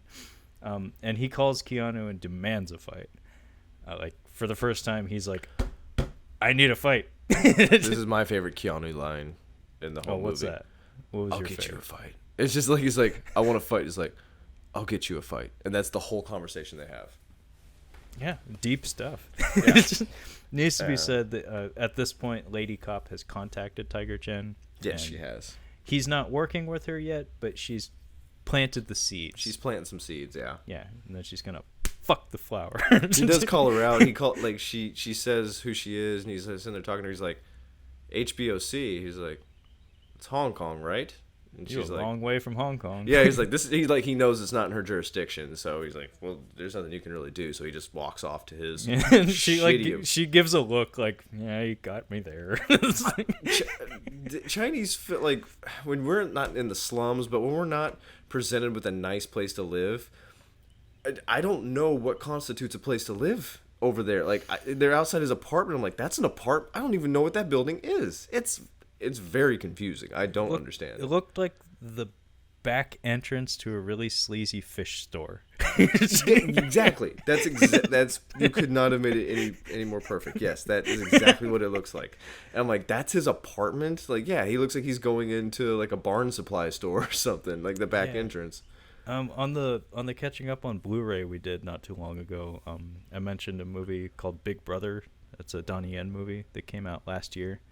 It's like I said, it's Dead Poet Society, but with ex-Marine martial artist teacher.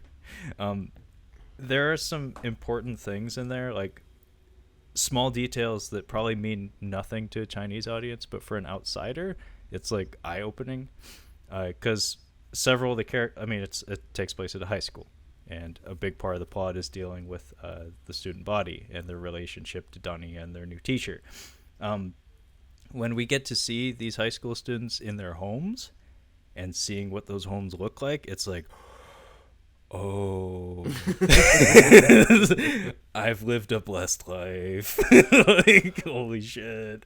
Because like the two brothers live in an apartment with their dad. They have bunk beds, and the one brother's room is his bunk bed with a curtain. Oh gosh, yeah. That's it.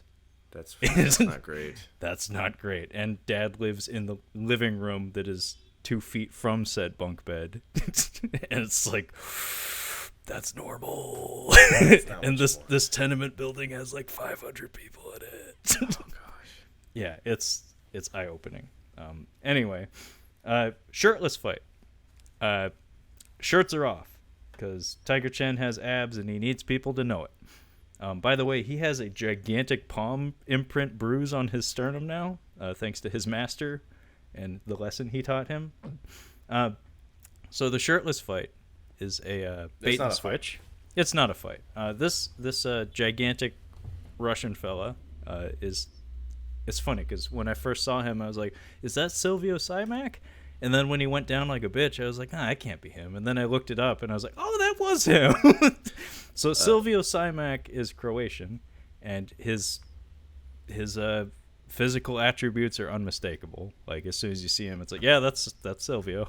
Like, he's super jacked. Steph was watching this scene. She's just like, "Oh, that's gonna be a tough fight for him." And like before it even happened, I'm like, "Nope, there's not even gonna be a fight." I'm telling you right now, it's not even gonna be a fight. Well, when he calls Keanu and says, "Get me a fight," well, no, I mentioned to her, I'm like, this happens a lot in the movies that I've seen, like even in previews. I remember there was a preview for a Jet Li movie where he's about to fight a dude who's twice his size, and he just runs up and just like knees him in the face. Like, I've noticed that in some martial arts movies, they make an example out of the big guy. It doesn't, like, size doesn't matter. Like, skill is what matters. It's it's very important, especially for like Chinese martial arts, because one thing that most Chinese martial artists don't have going for them is size. Yeah. And also from a filmmaking standpoint, yeah, the guy who's gigantic and looks great on camera, he looks great, but if you ask him to do complex choreography, it might be difficult. Yeah. It's almost in your best interest to either keep it simple with them or get rid of them quick, because you're not going to be able to put together a lengthy, complex sequence with them. In fact, the Mountain, Hopthor Bjornsson. Yeah, we just call him the Mountain. Hopthor Bjornsson, Icelandic, I believe. Yes. Strongest man in the world currently. He was in the most recent Kickboxer film, and he has a good 5-minute scrap with what's his face? I can't even remember the guy's name. Alain Moussi, who's French, I believe. One of the biggest letdowns actually for me in recent days. I was really hyped on that guy, but he just doesn't seem to have it. Anyway, the two of them have like a 5-minute scrap, and it's fun for like the first two, and then it starts to run out of steam. And I think a lot of it had to do with what can we do with this 6'9" gigantic man who, by the way, is taking days out of his real life career of being the strongest man in the world to do this. So I'm sure they only had a few days to work with him, because I mean, I think you actually told me like a little bit about his like training regimen, where it's like torture day in day out. The amount of calories that he has to take on a daily basis, like it's force. He used to force feed himself on a daily basis. Yeah, and imagine trying to do that on the road on a film set, like and doing like, this is cardio. I mean, you're doing choreographed fight sequences. Like, that's got to be annoying as hell. It's like I could be doing things that are much more important to me right now, and every day I'm on the set, I'm actually getting weaker and smaller. Thanks, guys. It might be worth you watching. Spoiler alert for any Game of Thrones fans. Spoiler alert. We finally get he plays the Mountain in Game of Thrones, of course, and his brother is the Hound, who's one of my favorite characters from the series, and it's his older brother, and they have a very hate relationship, and he finally gets to he's terrified of his older brother, who is the Mountain. He's way bigger than him, and they get the showdown again, and they have a fight, knife and fisticuffs. So it might be worth checking. I'm not going to get into that right now. That's a whole other thing. Okay. It's a whole other podcast. Yeah. But it might be worth you watching if you're able to catch it. I might look it up. I still need to look up that other one you told me about. Oh, the Mountain versus the Viper? Yeah. Oh, gosh. That emotionally charged. That is one of the most painful episodes of television I've ever had to watch. That was brutal. All right, well, we'll not spoil it on the air. But, yeah, long story short, Silvio Simac, gigantic Croatian man, shows up to basically fall down. Tiger Chen nearly murders him. Yes. And at this point, we get a repeat of the opening of the movie where Keanu is on the PA and saying, "Finish it! Yeah. Finish him!" And, of course, Tiger doesn't do it. And then Keanu, just like in the opening of the film, steps into the arena wearing his black mask and his black gloves, and he shoots Tiger Chen that same, like, "You done let me down, son. Look." And it's pretty great. And then he snaps Silvio Simac's neck. And they meet in the locker room after the fight, he and Tiger. And Tiger's like, I think I want out. And we get a really awkward laugh from Keanu. Yeah, it's very awkward. You don't get out. It's really awkward. I'm like, Jesus, okay, this movie's really starting to go downhill quick. It's not very good. He basically tells him, like, dude, it's like I want out of the mafia. Nope. Nope. There's one way out, son, and it's not by you just walking away from it. Don't let anyone walk behind you when you walk into a room. Oh no! Yeah, he had that coming. So he's basically like, no, you're gonna keep fighting, and he decide. I don't. Do we see him actually? Do we see Tiger actually go to the police? No. There's a cool moment here though, because as Keanu is chuckling to himself and leaving the locker room, he says, "I'll see you in 3 days." Oh, and then immediately from there, we get a really cool time-lapse shot. It's mostly CGI, but in concept, it's cute. I liked it. Where it's basically night shot of Hong Kong, and then the camera tilts up to the starry sky, continues to rotate, and then it descends onto Beijing in the daytime, and then it pulls back through a window and into Tiger Chen's apartment in Beijing. So we got to see 3 days basically transpire over the course of a single shot. And like I said, it's mostly CGI, but in concept, it's really cool. And so I guess Tiger Chen thought it over during those 3 days, and at some point, he does meet with Lady Cop. Yeah. So after the days go by, he does meet with Lady Cop and Simon Yam, and they form a plan to take down Keanu Reeves. The idea being exactly the same as what she tried to do with the other guy. Hopefully it doesn't get this guy killed. Lingering shot of Simon Yam looking suspicious because, of course, if you're paying attention at all, you will have noted that Simon Yam he's Simon Yam. Tiger gets picked up by Gong. If you remember, he's the guy the camera guy, the very friendly camera guy. And then we get this really great song while they're driving down the road. Respect the Polk guy.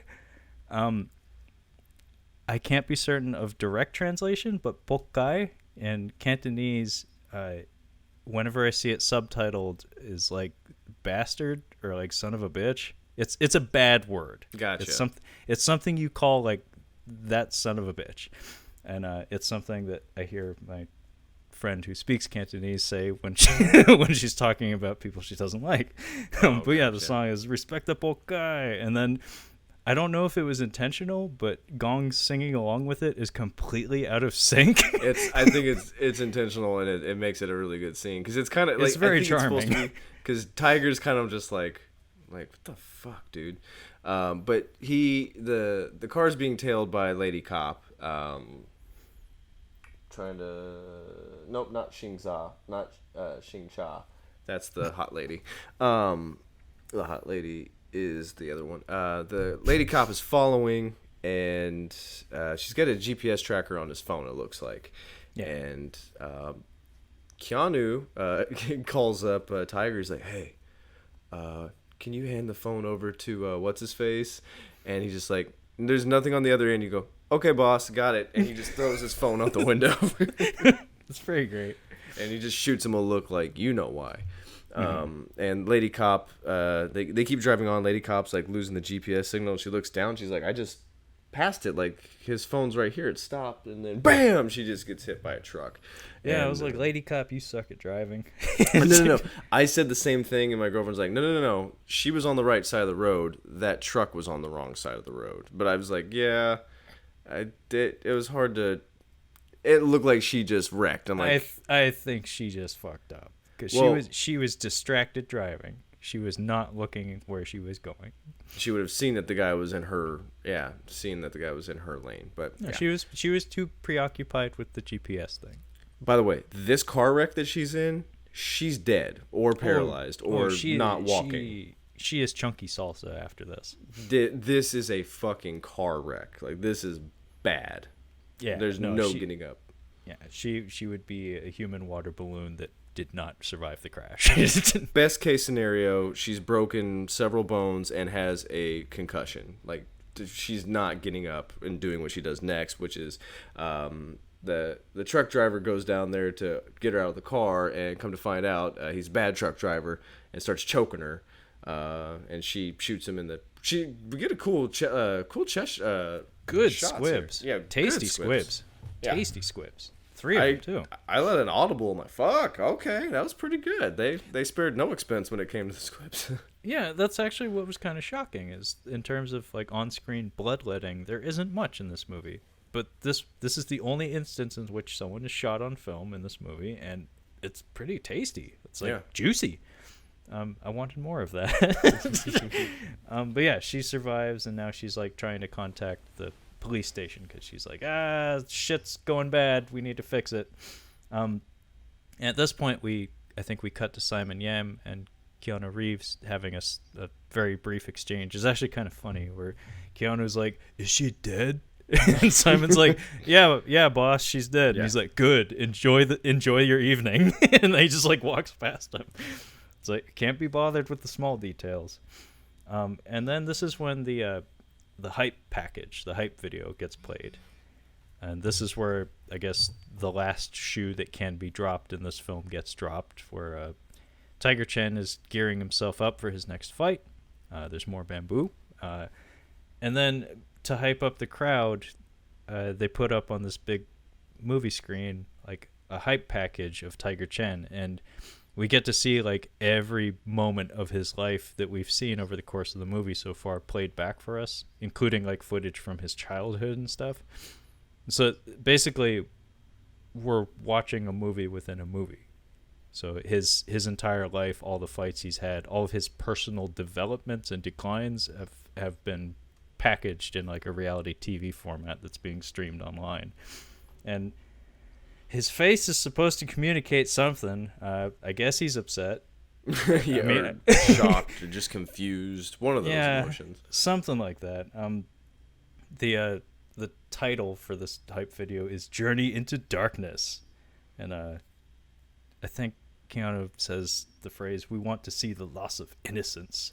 That's what's explained to Tiger, is that this is why I'm doing what I'm doing. Is that, yeah, the nice exposition dump here. Yeah, is that people don't just want to see fights and violence, they want to see a good person go bad. Like, we want to see a real life journey into darkness.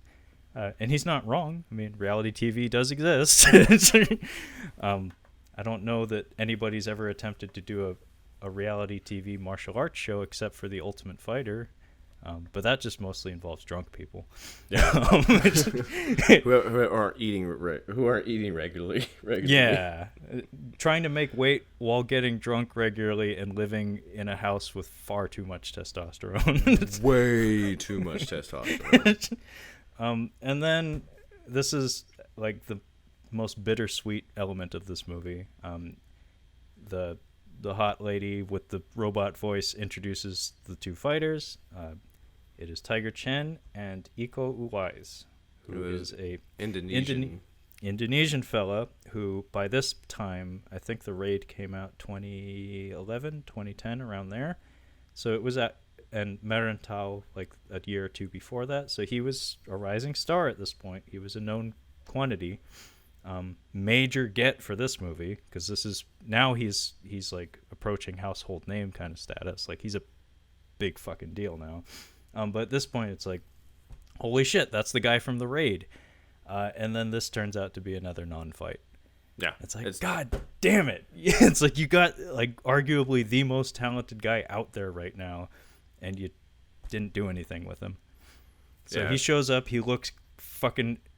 It's a really bad idea to put him and Tiger Chen on screen together, because in terms of charisma, he blows Tiger Chen out of the fucking water.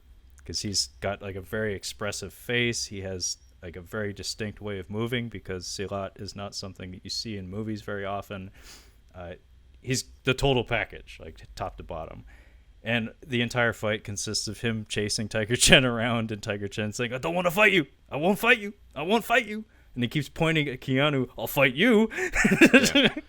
And it just literally just run around for a while. It actually takes a bit too much time running around. Actually, it's too long. Yeah. Yeah. And finally, Keanu comes out with his weird mask on, and he ends up what's his face? Tiger ends up kicking him in the head basically, and knocks his mask off, and then right about that time he says something to him like, "You owe me a life," or something. Yeah, that's his big quote. He says it a couple times. He's like, "You owe me a life," and then face kick, and then the cops show up.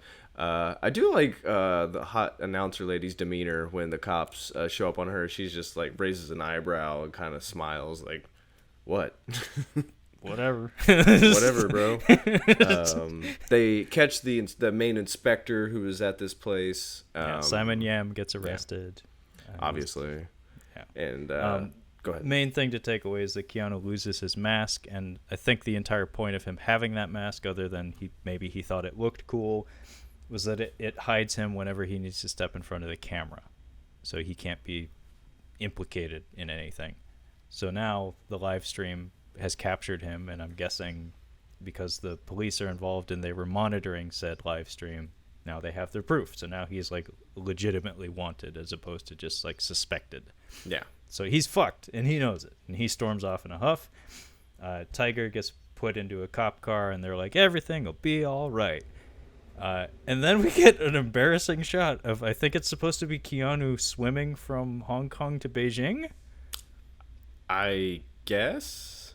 It's a man swimming, and he appears in Beijing next time we see him. Yeah, he just shows up at the temple. Looks like he jumped off a motorcycle, like basically. Yeah, with his outfit. Tiger heads to the temple. He's in casual wear finally. I got very tired of seeing him in his like traditional kung fu gear. It just doesn't. I know it's like tradition stuff to have like a uniform or an outfit, but I was raised on like modern kung fu movies, so I'm actually accustomed to seeing people in blue jeans and leather jackets go at it. And it just looks better if you ask me.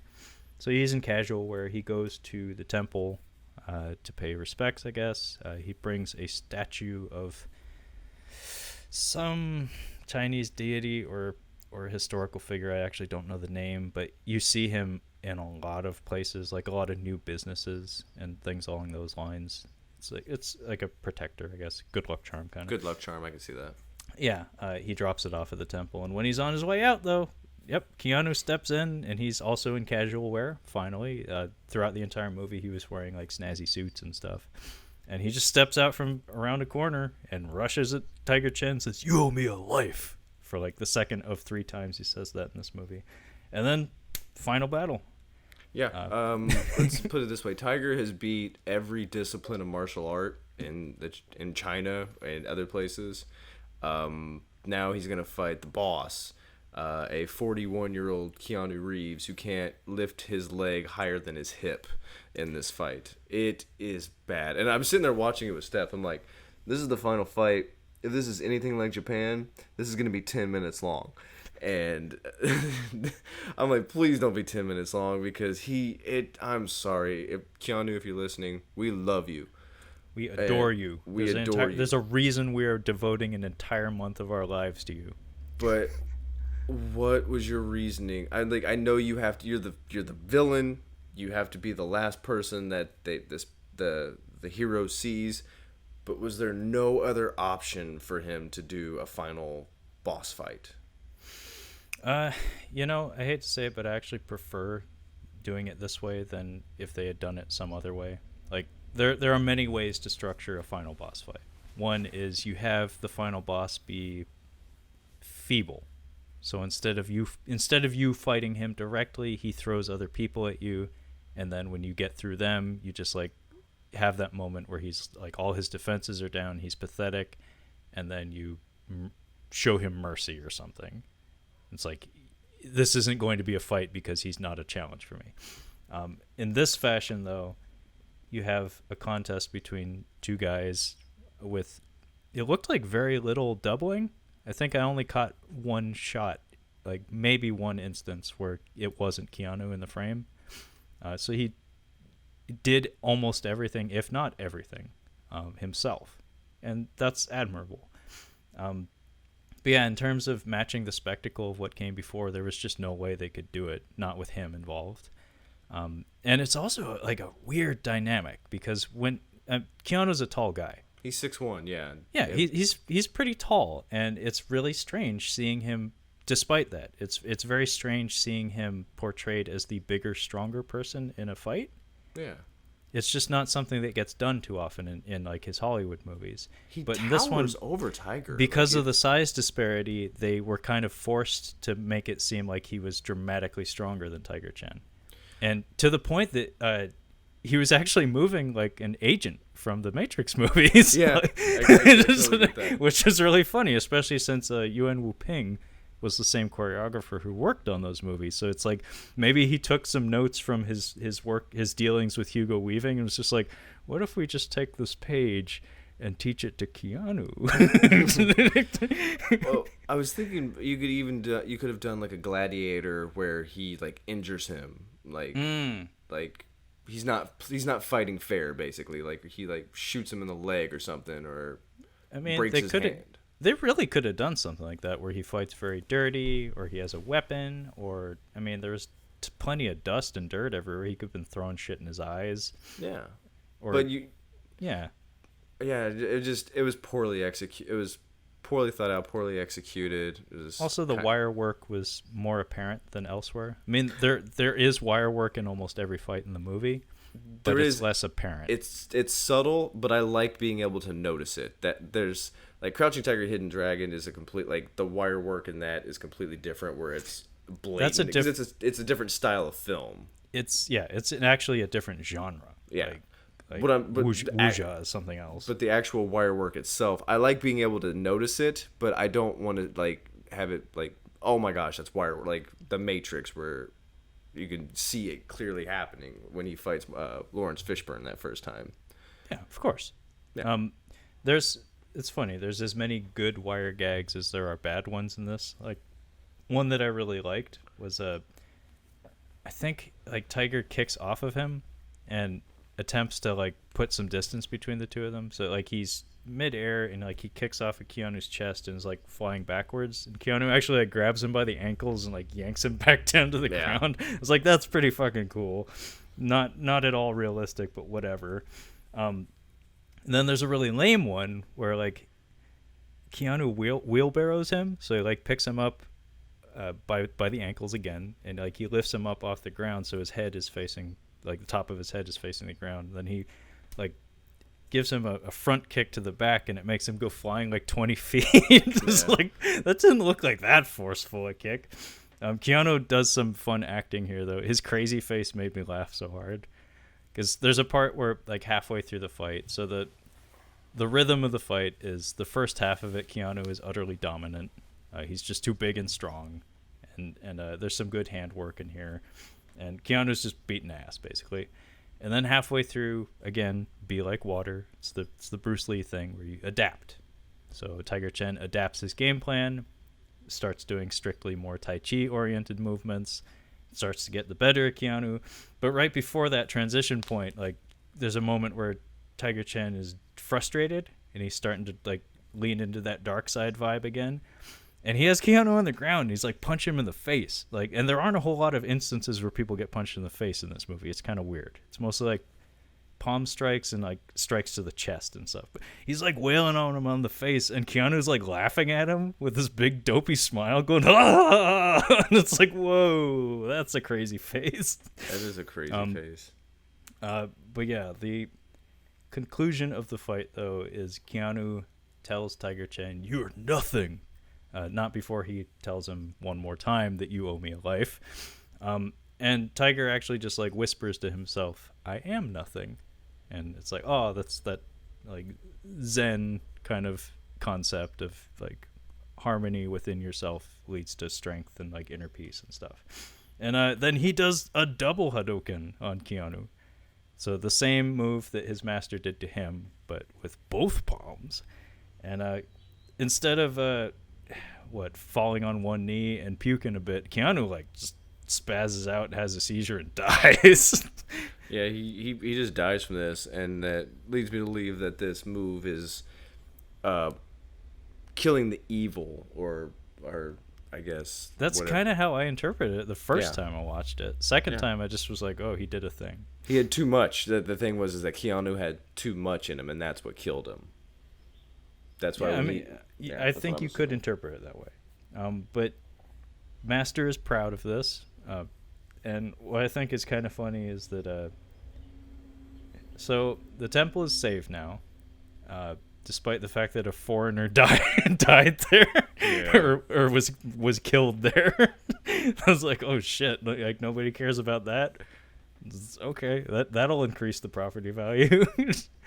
But yeah, our ending sequence is like what all the government folks and like the hottie and the people from her office, they're at the temple. They're signing some sort of paperwork that tells us, the audience, that temple is now safe. We don't have to worry about being bulldozed anymore. And then Tiger takes the hottie from the office up to a scenic like lookout point. She does the cute girl thing where you scream and hear the echo across the trees. It's a cute Asian girl thing. I don't know about all girls, but Yeah, I was gonna say. And then credits. Yeah. One can assume they hook up, though I don't think Tiger Chen knows how. So it's kind of an afterthought in this movie. That it's not really there. Yeah. So that was Keanu Reeves' directorial debut with.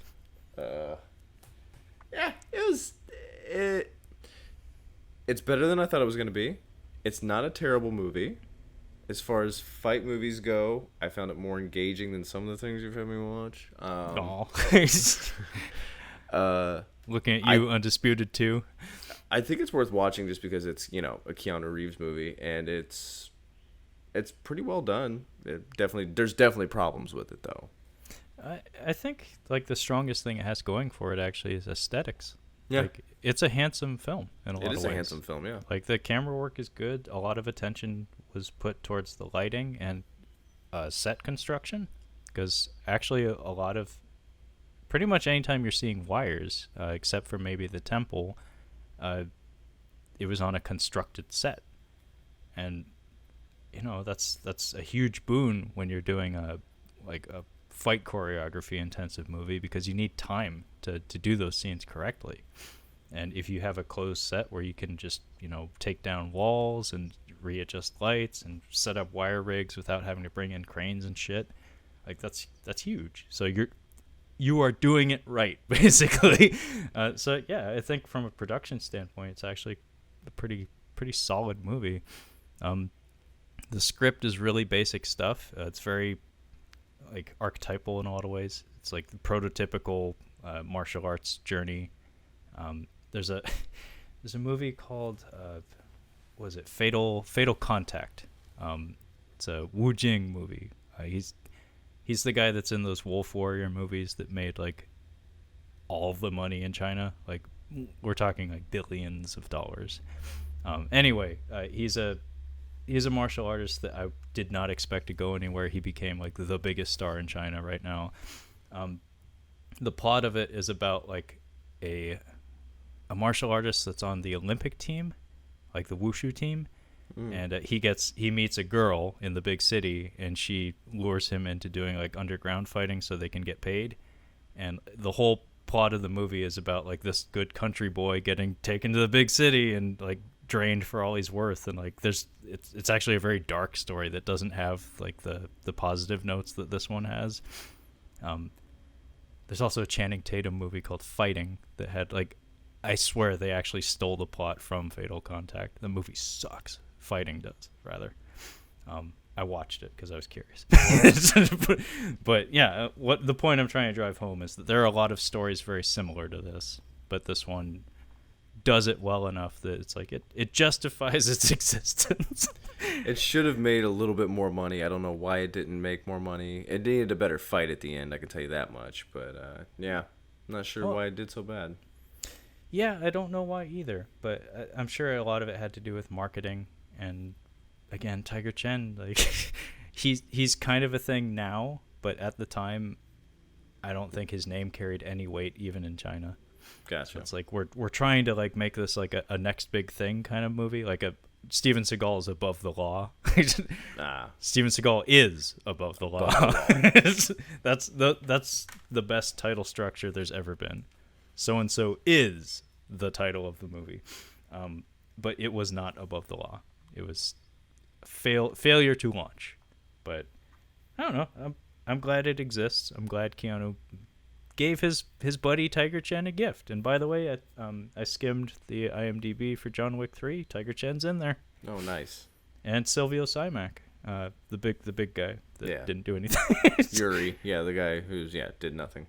Yeah. So Keanu Reeves, he's apparently the coolest guy in Hollywood because he makes friends everywhere he goes.